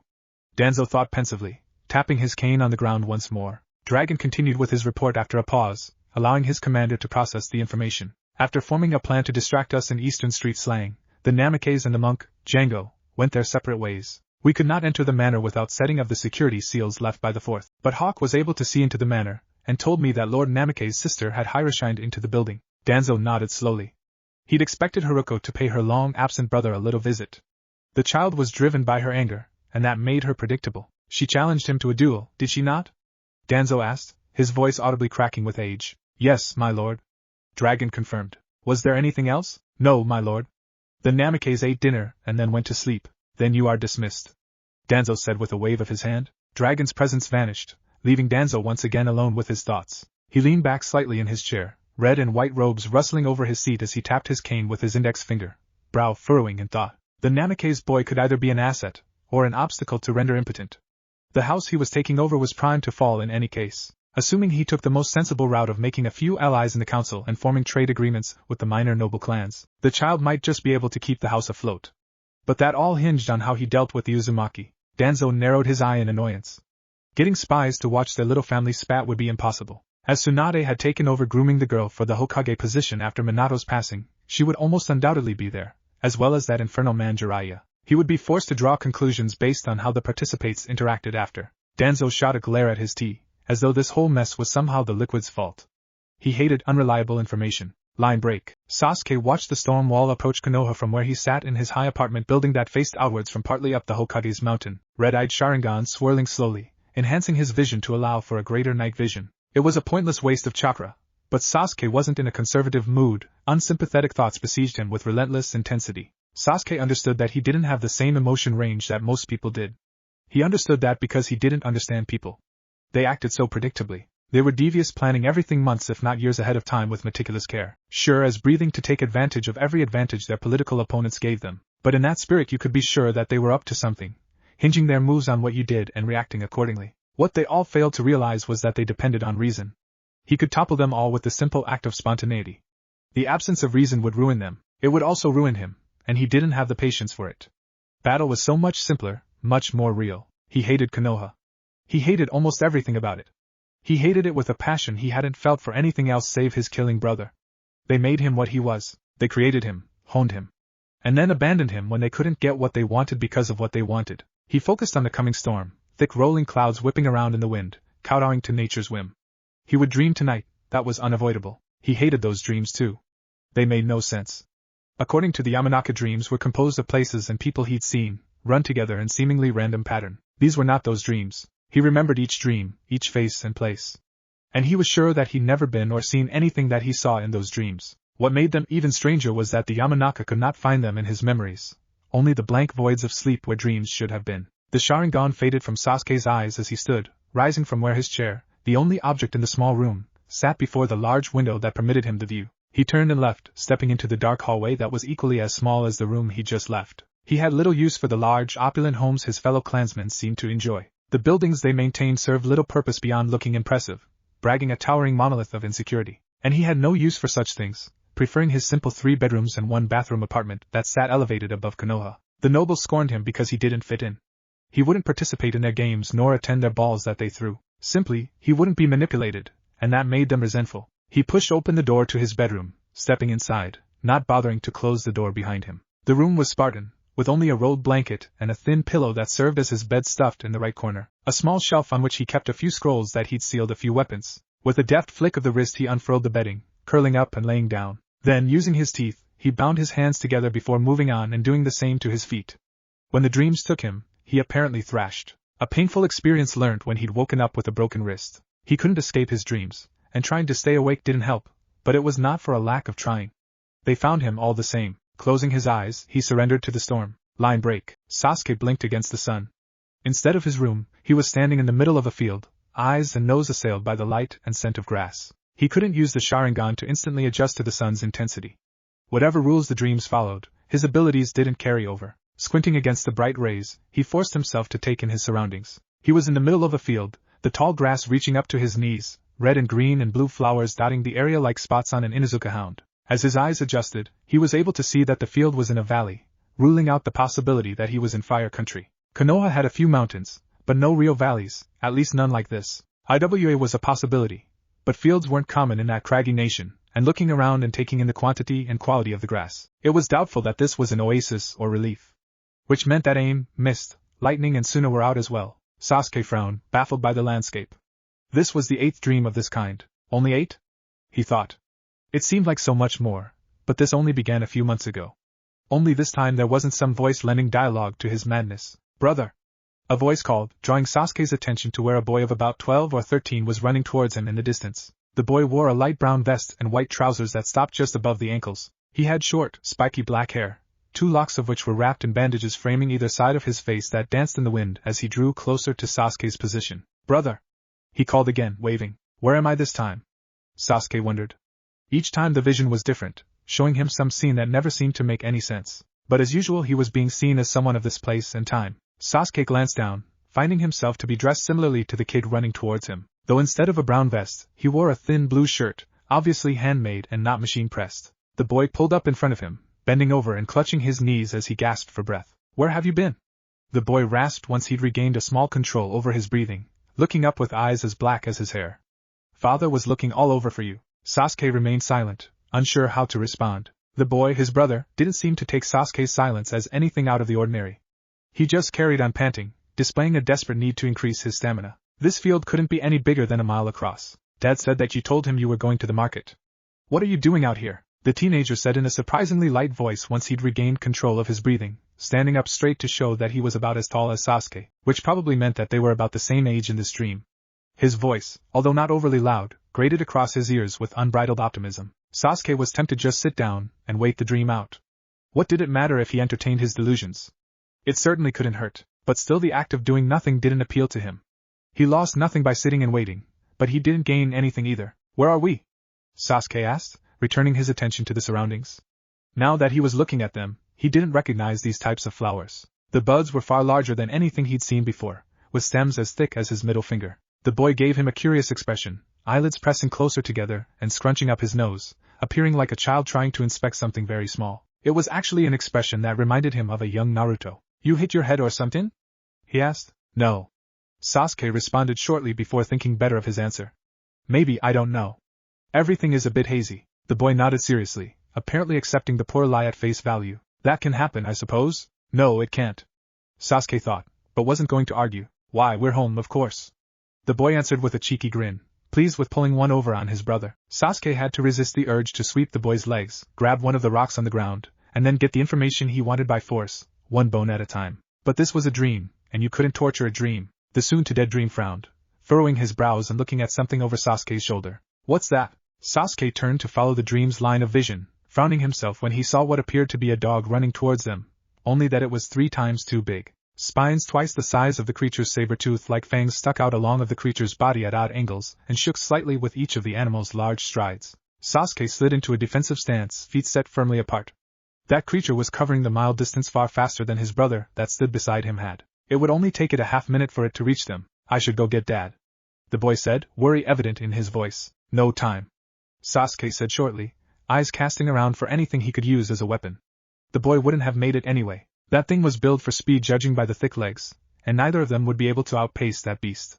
The only option was to stand and fight. Spotting a large rock, Sasuke reached down and hefted the stone, surprising himself by the ease with which he lifted it. Sasuke blinked in surprise, temporarily forgetting about the beast charging towards them.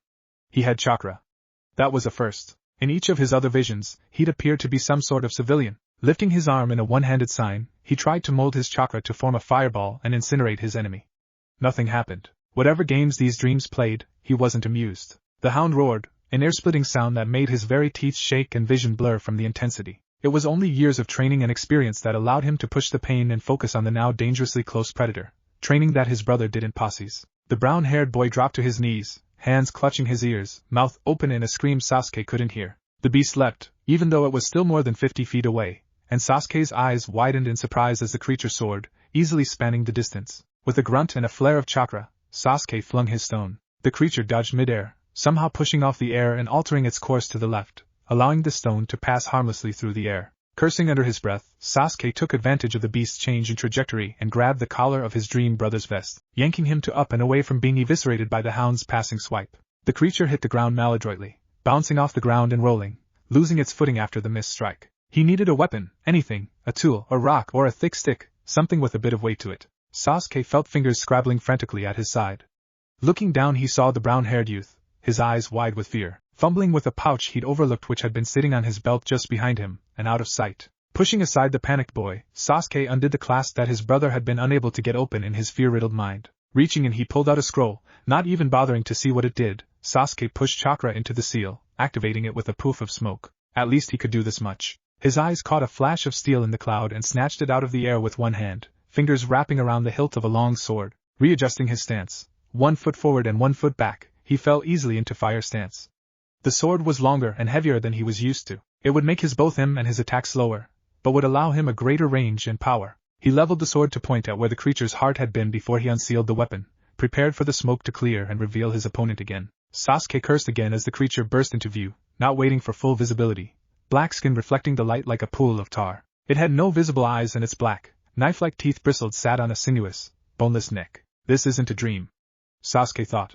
It's a nightmare. The creature struck with a paw as large as his head, the appendage whizzing through the air to cleave him in two with a speed that was staggering. He barely managed to throw himself to the side to avoid being bifurcated, pain flaring in his chest as the razor-like claws left deep furrows in his skin. Following with the motion, Sasuke let the aggressive style of fire stance guide his feet, and he spun in a tight circle, swinging his sword in a powerful two-handed blow at the creature's back. To his amazement, the sword bounced off the animal's black fur as though it were made of steel. He was forced to duck as one of the spines that were scattered over the creature's body threatened to separate his head from his body as it passed. As the spine passed overhead, Sasuke noticed a green liquid coated the protrusion, probably poison. He had to end this quickly. The longer he fought this creature, the more dangerous he found it to be. He wasn't even sure a beast like this could become tired, and if the pulsing pain in his torso was anything to go by, he most certainly could. This is a dream. You can't die in a dream. The creature roared again as it turned to face him, forcing all thought from his mind. Blinking back the pain, Sasuke struck forward, blade hissing through the air with expert precision, forcing the larger creature back. If it were anything like a wolf or bear, it would be more concerned with not being injured than anything. Being seriously wounded for one meal made all the subsequent meals much harder to obtain. Sasuke's focus was broken by a shout. "Behind you!" His dream brother called. Instinct saved him as he leapt with chakra-enhanced legs, curling up in a ball to minimize the target. He wasn't a moment too late as he felt the wind from a passing limb from below him. Another creature had snuck up behind him, coming to the first one's aid. Sasuke's mind raced as he reached the zenith of his jump. He was going to descend, that much was inevitable, and beneath him were two creatures almost as tall on four legs as he was tall. They were faster than him and stronger, with skin that was capable of turning aside a two-handed strike with his full momentum behind it. He couldn't win. "Get away from my brother!" A small figure plowed into one of the creatures with surprising strength, knocking the beast over and propelling it into its companion. Sasuke began to fall, watching with amazement as the three, one human and the two predators scrabbling on the ground, a mass of limbs and teeth and flesh. Sasuke hit the ground, rolling with the impact, the wound on his chest roaring in protest as he tumbled. He ignored the pain, making sure not to fall on his own blade like a wet behind-the-ears genin. The boy-haired boy's ill-advised attack had not only saved Sasuke's life, but also shown that hound-like creature's underbelly was a different color, a deep blue instead of black.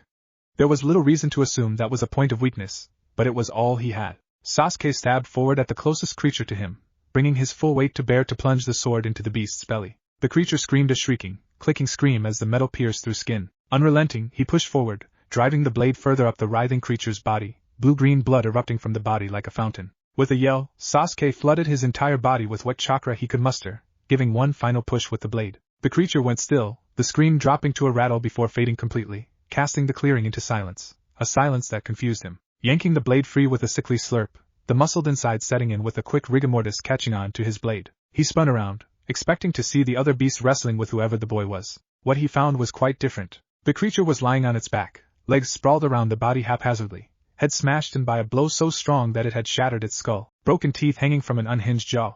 The brown-haired boy sat on the creature's body. His legs hung down the beast's side, right arm resting on his knee, hand cupping his face, a strangely thoughtful expression on the boy's face that seemed out of place, his eyes distracted. "I miss these times," the boy said.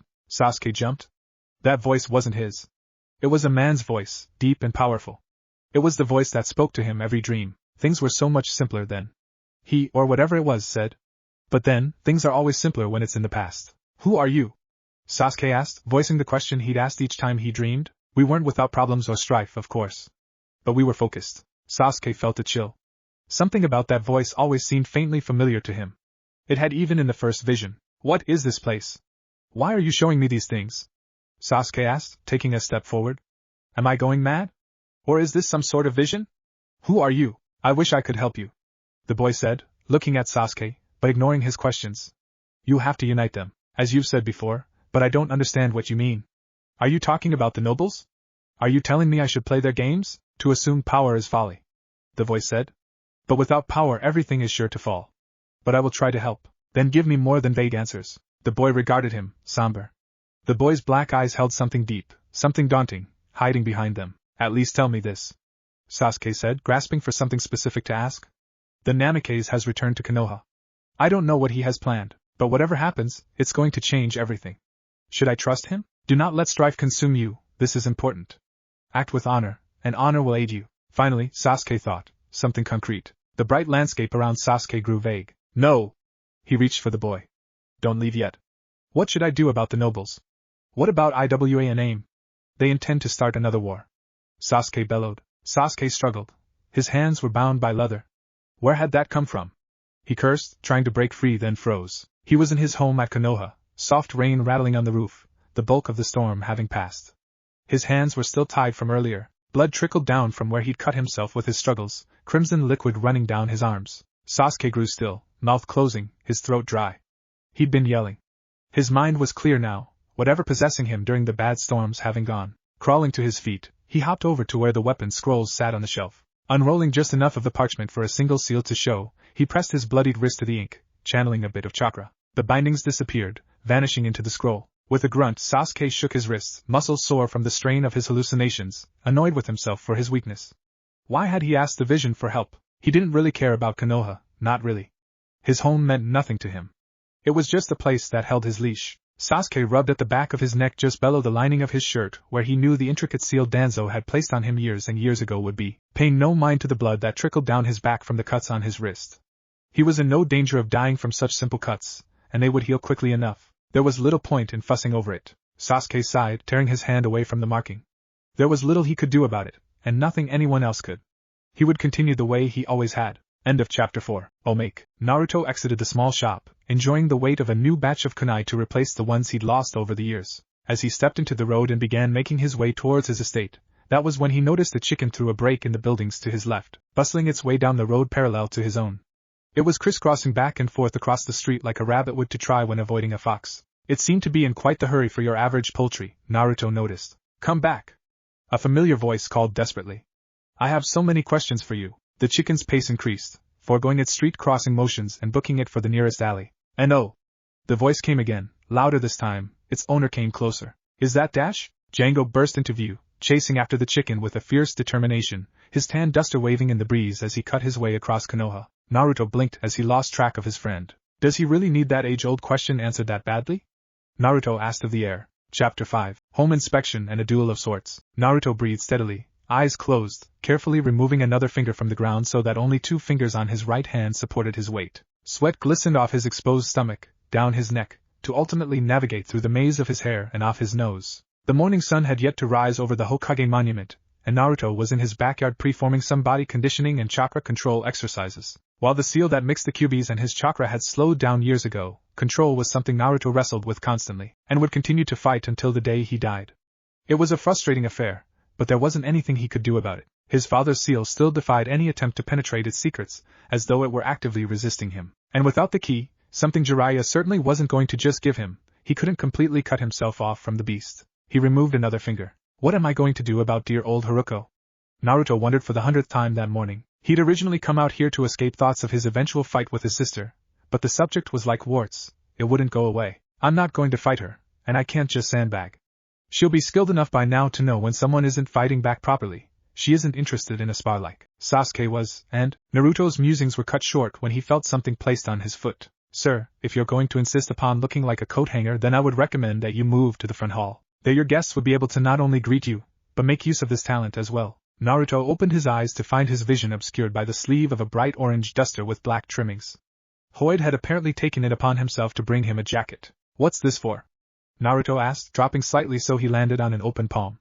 Bending at the waist, he brought the jacket within arm's reach and removed it from his bare foot. Duster safely in hand, he pushed off the ground and landed gracefully on the ground. Typically jackets are worn in the presence of others, sir, Hoid said from where he stood a distance away. The butler was dressed in the same black outfit as yesterday, though it had obviously been cleaned and pressed since then. It reminded Naruto slightly of how his father had always insisted on appearing well-kempt and proper, even when dealing with the day-to-day minutiae. What did I do to deserve a butler as informal as you?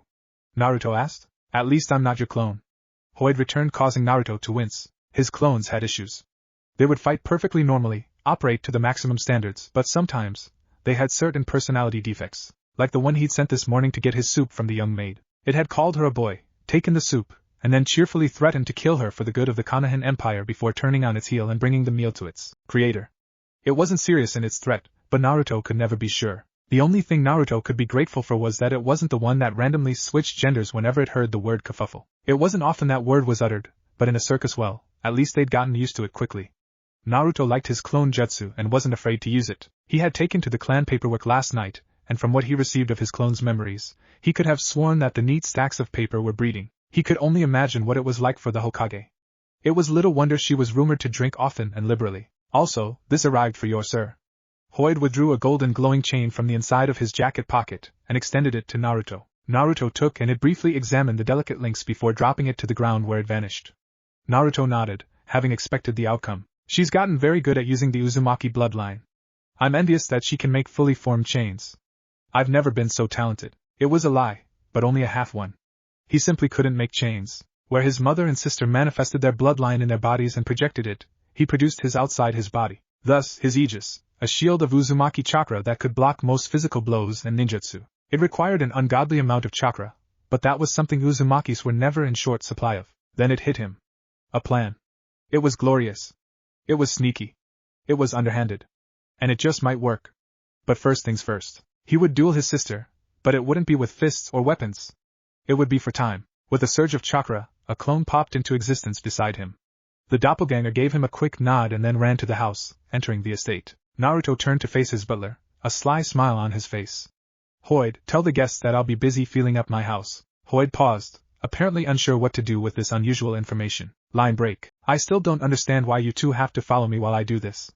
It is hardly the most glorious or entertaining thing to watch, Naruto said, pressing his hand against the wall, pushing small tendrils of chakra into the wood. He was feeling up his home, aka searching for any bugs or other seals the good gentry of Konoha might have decided to donate to the inner walls of his home. So far, he discovered that the nobles had been quite generous indeed, going so far as to lend him no less than 22 different types of auditory, motion, and even a disabling seal. And besides, the Uchiha looks like he is about to fall over. Naruto continued, taking his hand off the wood and gesturing where Sasuke stood just beside Django. I had a poor night's sleep. Sasuke explained absent-mindedly, his gaze drifting down the long hallway lazily. The storms upset me. Storm clouds have been known to say mean things, Gancho. Django agreed solemnly in an accent even Naruto couldn't place while twirling his hat in one hand. It was a game Django enjoyed playing with ninja. Try and guess where I'm from, his eyes would say as his body language and accent would change before their eyes. Naruto smirked, enjoying the irritation the Uchiha was trying to keep off his face, and if Django's satisfied expression was anything to go by, he was enjoying it as well. And yet I remember you folding after a small amount of electricity, Sasuke said balefully. Causality is so much fun, isn't it? He's got you there. Naruto chuckled, moving along the hall, keeping his hand against the wood. He stopped just in front of the doorframe, right hand hovering over the doorframe. Cursing under his breath, he removed his hand and openly glared at the frame. What's wrong, Gancho? Django asked. I don't recognize the seal. Naruto murmured. Django's eyebrows shot up and he stopped spinning his hat. Really, Gancho? Was that concern in Django's voice? Naruto nodded slowly, eyes scanning over the doorframe critically. This must be one of my sister's personal inventions. Django whistled in admiration and Sasuke looked back and forth between the two, confused. I take it Lord Namikaze's talents extend further than just mimicking his sister's air sealing? Sasuke asked. Can't says I know much about ink writing, but Naruto's rather skilled. He even invented his oh that's enough, Django. Naruto said, cutting across the monk firmly. Django looked annoyed for a moment before clearing his face, shrugging noncommittally. Your choice, Gancho. Though I don't understand why you won't tell anyone. Naruto looked at him for a long moment, before replying, nothing good comes from that branch of the art. It's harmed a lot more people than it has helped. Django shrugged again, turning away from Naruto to stare at the wall. Sasuke wasn't so oblivious to miss that Django was angry with Naruto, though for what reason, he couldn't be 100% sure. Clearly it had something to do with sealing, but that was only the surface of it. What are you going to do about the seal? Sasuke asked to break the cold silence. Nothing. Naruto said after a while. There isn't anything I can do about it. Tampering with a seal when you don't know what it does is never a good idea. It's probably how explosive tags were first invented, if I had to take a guess. Is it dangerous? Django asked, his accent switching to the typical Konohan variety. No more games. I don't see anything that would indicate malicious intent, but I can't be certain. Naruto's attention returned to what seemed to Sasuke to be a perfectly ordinary frame. How do you know it's your sister? Django asked. Uzumaki swirls used as meridian lines to subjoin free radical energies and whatever it is this thing does. Naruto replied flowery, smiling glibly at them. It bugs you, doesn't it? Sasuke asked, as he watched the Namikaze pet the doorframe gently, as if the light taps would somehow make the seal yield its secrets. He doesn't like it when he doesn't know something. He's obsessive like that. You'll tell me your secrets, won't you, baby? Naruto asked, rubbing his hand along the frame like a doting parent. You'll tell me everything there is to know about you. Naruto turned and leaned up the door, looking down the stairwell, with both Sasuke and Django joining him. Hoid! He called. I would like this door removed, and as carefully as you can manage. Be sure not to break the seam. Hoid stepped into view from the floor below, weathered face looking up at them balefully. I suppose there is good reason the master has decided to dismantle the family home? He asked, his voice tight with disapproval. Cheeky, for a butler. Sasuke mused. There is a seal behind the door, and it's offended me deeply in that I don't know what it does.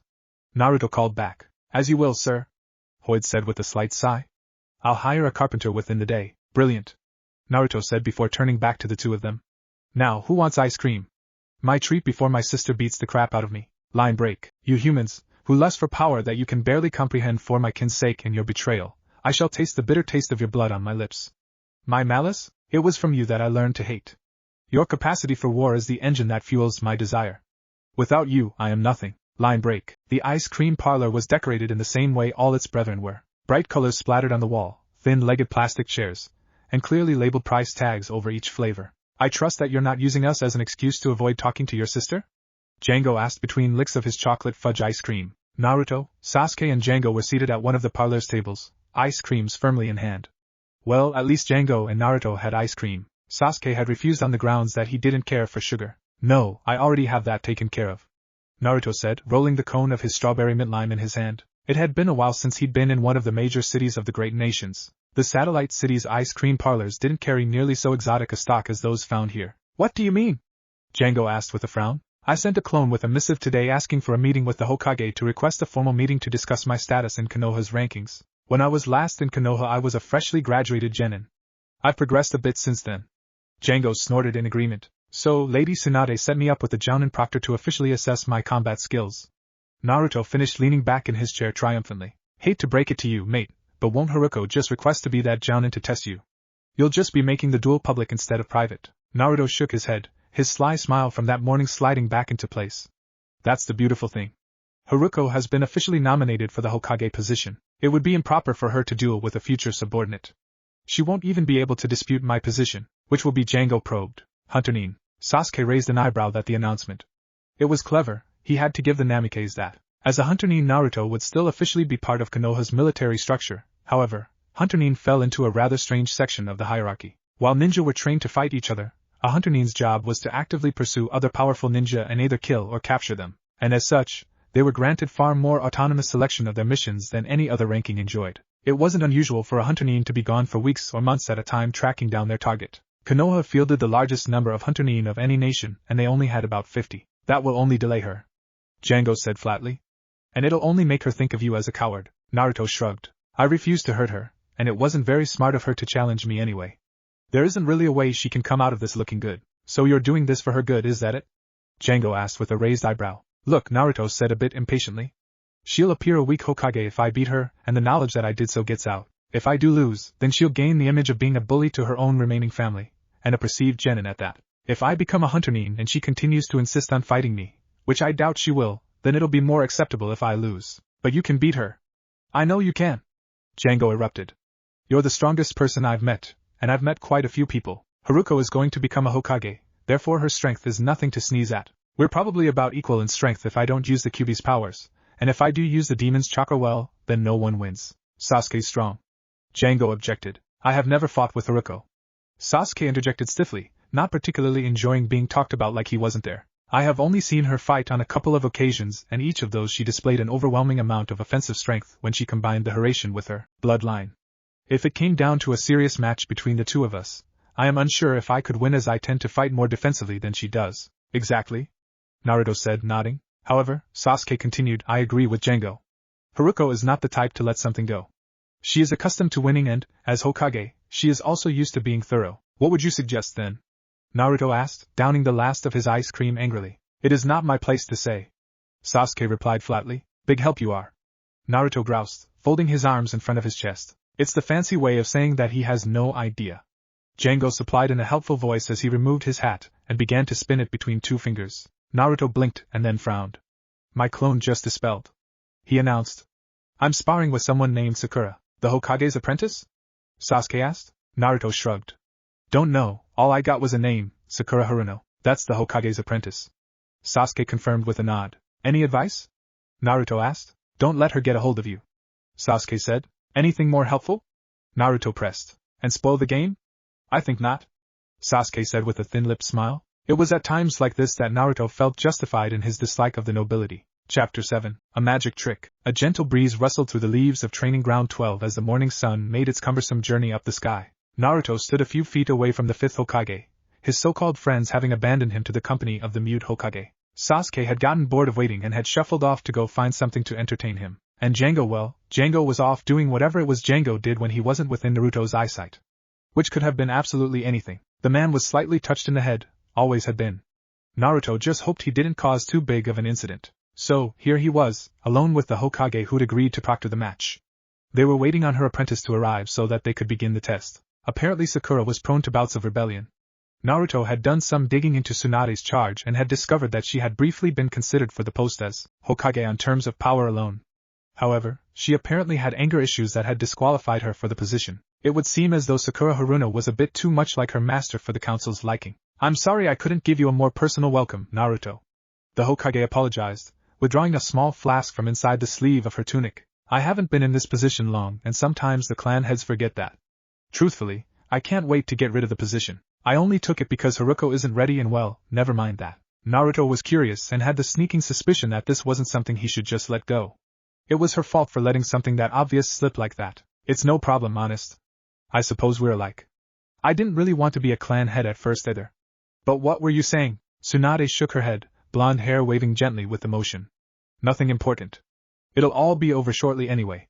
Haruko may or may not be instated before then. Just sit tight, play your part, and everything will come out just fine. Truthfully, I'm surprised you're even here. Finding you was rather unexpected, though Jiraiya does have the tendency to produce the impossible. Naruto felt the corner of his mouth twitch downwards into the beginnings of a frown. That had not helped. If anything, he was even more curious now than before. But pressing the issue wouldn't get him anywhere, and annoying the proctor and ultimate decision-maker on his status as a ninja would not be a very wise course of action. He'd have to take her advice and keep his mouth shut. For now, that is. Between him and Django, they could come up with something. Anything I should know about? Tsunade asked as she took a swig from the bottle. In terms of fighting? Naruto asked. Tsunade grunted in the affirmative, taking another pull from the flask. Just how much was in that bottle anyway? Nothing I don't do my best to compensate for, Naruto said with a smile. Back in the circus, his smile had been on more than one poster. People seemed to enjoy it. Made it light up the room, they said. It was slightly amusing to be told he was a human light bulb. Fair enough. Just don't blame me if you get blown up because I thought you could handle it. I'll be fine. Naruto said while simultaneously praying that none of them used fire. It was a highly embarrassing weakness of his. I've got a plan. About time they got here. Tsunade grunted, eyes panning over to the entrance to the training ground. Naruto turned to follow her gaze, an eyebrow rising involuntarily when he saw the duo walking towards them. Sakura was everything the rumors had made her out to be. Bright pink hair that cascaded down her back like the leaves on the tree her name Sasuke was drawn from. She had a strong jaw in which a delicate pipe hung loosely from full lips. Emerald eyes sparkled with the intensity of jewels in the sun. She was dressed in a loose-fitting black yukata with white trim and an Uchiha fan just above the left breast. The robe's length ended just above the ankle, slit at the sides to allow for flexible movements. So Haruko wasn't joking when she said that she'd be willing to drop her appointment and proctor the match. Tsunade said in a resigned voice. Apparently, news of their familial dispute had already begun to spread. If there was one thing faster than a ninja's speed, it was their gossip. Naruto felt a jolt of annoyance. His sister was being annoyingly persistent, and it was really beginning to get on his nerves. While he could understand her anger, even sympathize with her position to some extent, if she was going to put her future in danger just to pursue this vendetta, then he was going to end it as soon as possible. Their father was dead, indirectly his fault or not. Naruto's mouth thinned to a fine line as he steeled his resolve. He was going to lead this house. Django had been right. He'd been too willing to be pushed around and, like his element, gusting about trying to find a peaceful resolution to his problems. That won't work this time. The two entered the clearing, Haruko's lips stretching up in a smile as she caught Naruto's eye. She knew she was about to get her way, and by Kami Naruto would make her regret her choice soon. He wouldn't harm her. He'd taken a promise never to harm family again, but there was a way he could still win this without touching her. Haruko was dressed in a green Jounin's combat vest and baggy black pants over which she wore the flowing mantle of the Hokage's candidate. White on red, the cloak had both her clan symbol and the symbol for fire embroidered into the fabric. She also had on a belt bristling with tri-pronged Horatian kunai. That's quite some aura you've got going there, Namikaze. Tsunade observed gently. Naruto winced and pulled back on the dredges of blue chakra that was leaking from his skin. You might just pass this test yet. Still, I wonder if it's enough to tackle Haruko. She's taken after her father. That's fine, said Naruto, not bothering to hide his new resolve. I got mother's side of the family, and that should suffice. So you're Naruto Uzumaki. Sakura commented musingly, drawing up to the Hokage and Naruto. You're shorter than I thought you'd be. It was an unfair assessment. He was slightly taller than her. By an inch or two. Sorry I failed to live up to your expectations. Naruto returned with a broad smile, extending a hand. Sakura shook it, demonstrating a grip that belied her small stature. I take it you blew off your meeting with the Yakamura family, Haruko? Tsunade said, addressing her fellow blonde. Hardly, Lady Hokage. Haruko replied stiffly. I postponed the meeting for family matters. Ventus is seeing to the rearrangements. Since I'm here I could cut the sweet talk, kid. Tsunade said irritably with a pained expression. Honestly, you're beginning to sound a lot like that mummy. Lord Danzo is a wise man. Pa, say what you want and have done. Tsunade said, taking yet another swig from her flask as Haruko frowned in disapproval. I would like to proctor. I'll fight you, Haruko. Naruto said, cutting her off. I'll take on the both of you for my exam. That would hardly be. Haruko didn't get to finish that sentence either. To hell with propriety. I've dealt with it enough since arriving here. Naruto ground out. I'll take on the both of you. Use whatever excuse you like. A hunter must expect random occurrences or whatnot. I don't care. This way, we both get what we want. Two birds, one stone. Haruko's grin could have swallowed planets. I, Uzumaki Haruko, accept the challenge, she said, forming the Academy duel sign with her left hand. Naruto mimicked her motions and then turned to look at Sakura, who, for her part, looked completely lost in the face of their domestic dispute. Shaking her head, she too made the duel sign and added in a small bow. I, Haruno Sakura, accept this duel, she said before straightening up. The formal opening challenge is completed and accepted. Tsunade crossed over to the edge of the clearing and raised her hand. Since this is a 2-on-1 match, the terms for victory is for Namikaze Naruto to subdue or strike what would be a fatal blow to either Haruno Sakura or Uzumaki. Begin. Line break. The Hokage's hand dropped through the air, starting the match. I used to live in a circus, you know, spent a lot of time there, Naruto said cheerfully before either of his opponents could move. He pulled a deck of cards from his sleeve, and slowly began shuffling them, hand over hand cutting the deck. I was an entertainer, alternating between a storyteller and magician. Whatever struck my fancy, really. Being a ninja was a shoo-in. What's the point of this? Haruko asked in a bored tone of voice as she began scrawling seals in the air faster than Naruto could ever compete with. Iridescent lines burned into the air as her finger whizzed through the motions with expert grace. The point, Naruto continued, theatrically tossing the cards upwards and letting them scatter to the ground, is that every magic trick has 3 parts. The first part is to show the audience something ordinary, in this case me. Let them inspect it, get a feel for it, maybe even touch it to prove that it is normal, which of course it probably isn't. Naruto leaped forward, even as 3 circular orbs of translucent golden chakra burst into existence behind him, tiny runes of delicate script gyrating in the core. He hadn't been joking when he said he'd taken after his mother. He'd inherited a portion of her bloodline. It wasn't nearly as powerful as hers. He couldn't generate the chains in his body, nor did he possess nearly the range she did, but he could create within boundaries. 42 feet. Naruto thought as he closed the distance between him and the girls, one of his orbs writhing in the air, twisting and elongating before eventually settling on the plain sword. That's as far as I can create at the moment, and I can only hold each construct for a few minutes at best. More than enough time. Naruto caught the blade in an open palm extending behind him as he ducked low to the ground. Sakura and Haruko reacted instantly the moment Naruto's feet left the ground. Haruko stepped back, allowing Sakura to take the front, assuming an attack defense pattern. Sakura grunted, lifted a hand and slammed it into the ground. Earth style, first execution. She growled through teeth clenched on her pipe. The ground just in front of the medic's hand burst into motion. With a grinding, cracking sound like an avalanche, the earth lurched forward, taking on the shape of a massive double-bladed scythe made of stone, easily 12 feet across and 7 high. Trusting to his weapon's strength, Naruto swung his blade. Chakra creation met stone, and for a brief instant they struggled. The stone cracked and Naruto passed through the center of the jutsu, only to be brought up short by a smirking pink-haired Hokage's apprentice. She used the size of the jutsu to obscure her movements. Clever.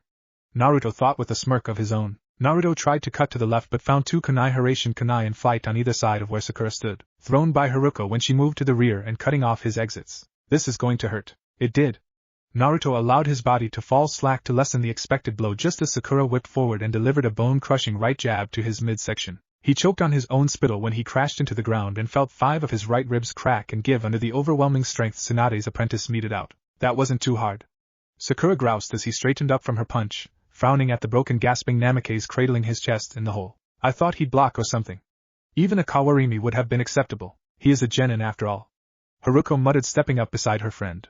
Still, I remember him being better than that. No sooner had the words left Haruko's mouth, Sakura was forced to duck as a playing card infused with wind energy shot where her head had been a half-second before. The mist card buried itself in a tree on the edge of the clearing, digging in to where only a small tip peeked out from inside the bark. Blinking in surprise, Sakura and Haruko traced where the card had been thrown from and found Naruto still standing in the middle of where he'd scattered his cards. The second part of a trick is called the turn, Naruto said, splaying his arms wide with a confident smile, displaying no sign of injury or wear. Even his orange duster was clean.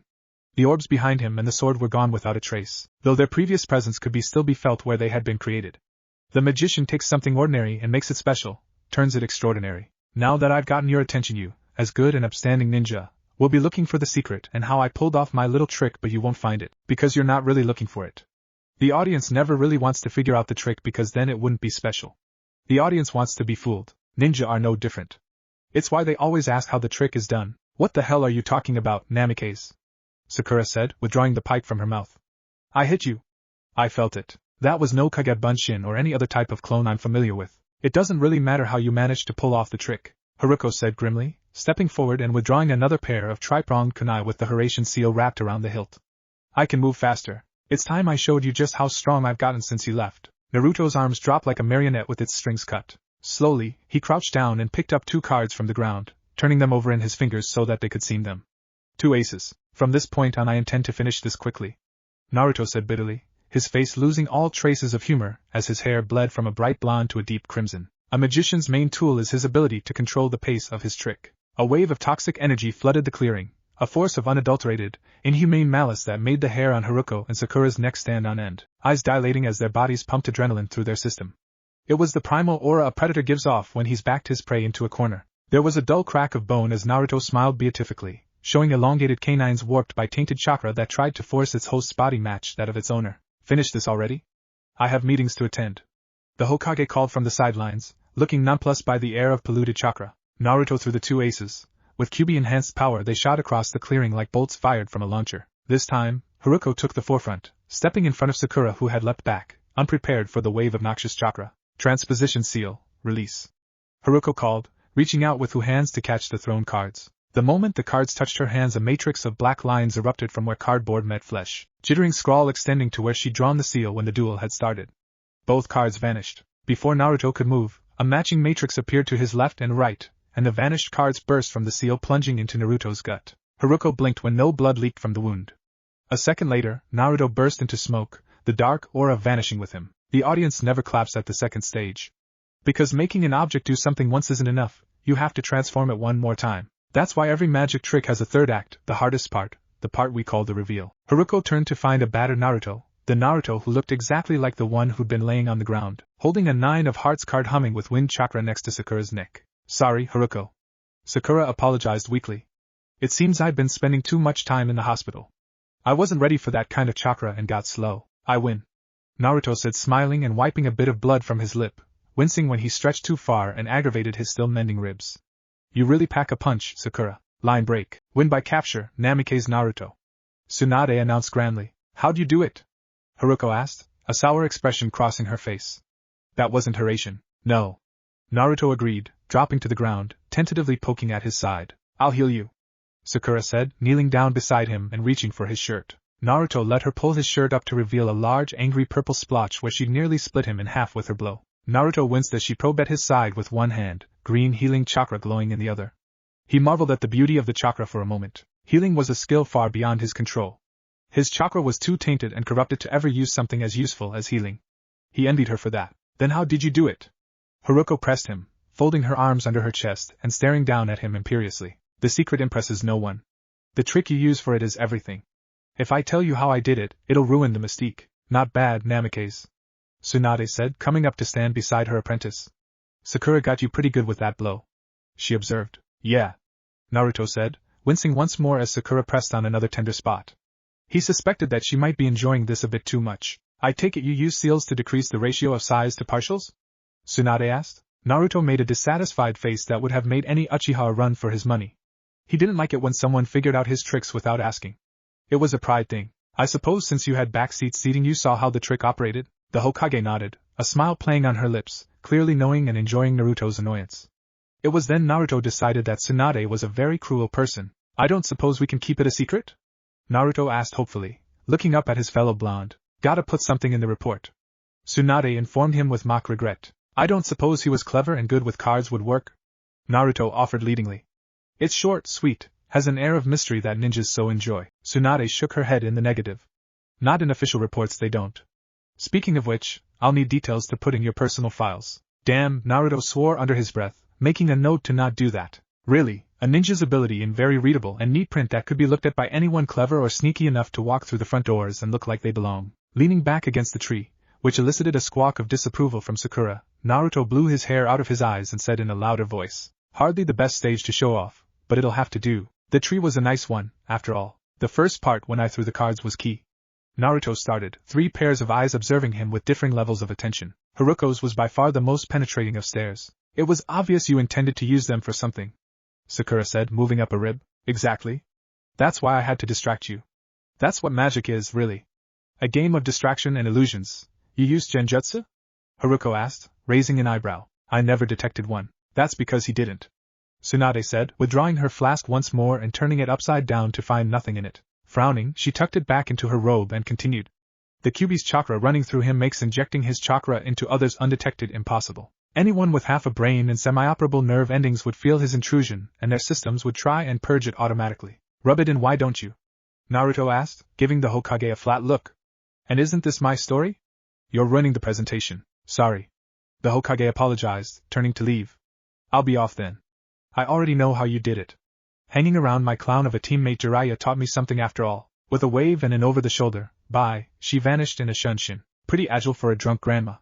Naruto noted dryly. Don't let her hear you call her that, Sakura said warningly. You think I hit hard? She'll knock you off the planet. Naruto chuckled and instantly regretted it. What's taking so long? Naruto wheezed. One of your ribs nicked lungs. Sakura explained. I'm having to fight the Kyuubi's chakra to extract it. The demon is fast, but I'm faster. 10 more seconds. Continue your story? Haruko ordered. Please? Naruto asked, meeting his sister's eyes. I can just read it in Tsunade's evaluation. Haruko pointed out. And you'll be in agony until she gets around to writing it. How long would that take? A week? If you're lucky? Naruto asked innocently. The Hokage's reputation of loathing paperwork preceded her. Haruko closed her eyes in silent resignation. Naruto took that silence as a victory and continued his explanation. I knew you'd be suspicious of them. What person in their right mind wouldn't? The trick was to force you to focus on the cards I wanted you to and shift your attention to me when I was ready and ignore everything else. I don't follow. Sakura said, dropping her jutsu and pulling back. If your trick was with the cards, that doesn't explain how you got behind O. Exactly? Naruto said, pulling his shirt down and grinning from ear to ear. Not so impressive now, is it? No, it isn't. Sakura said. You were right. Now that you pointed out, it isn't nearly as impressive. I should have seen it coming. You used Kawarimi? Haruko said stiffly, not amused. That's what the Hokage meant about sealing. You have seals on your cards that allow you to switch with them. You use that in combination with the Kagebunshin. I didn't know Dad taught you that technique. There are a lot of things you don't know about Father. Naruto quipped with a false smile. There is one thing I don't get. Sakura said musingly. When did you switch with the Kagebunshin, and when did you create it? From the very beginning. Naruto said, and then gestured to the pile of cards still lying on the ground. 3 of them burst into smoke. Before I came here, in fact. You cheated.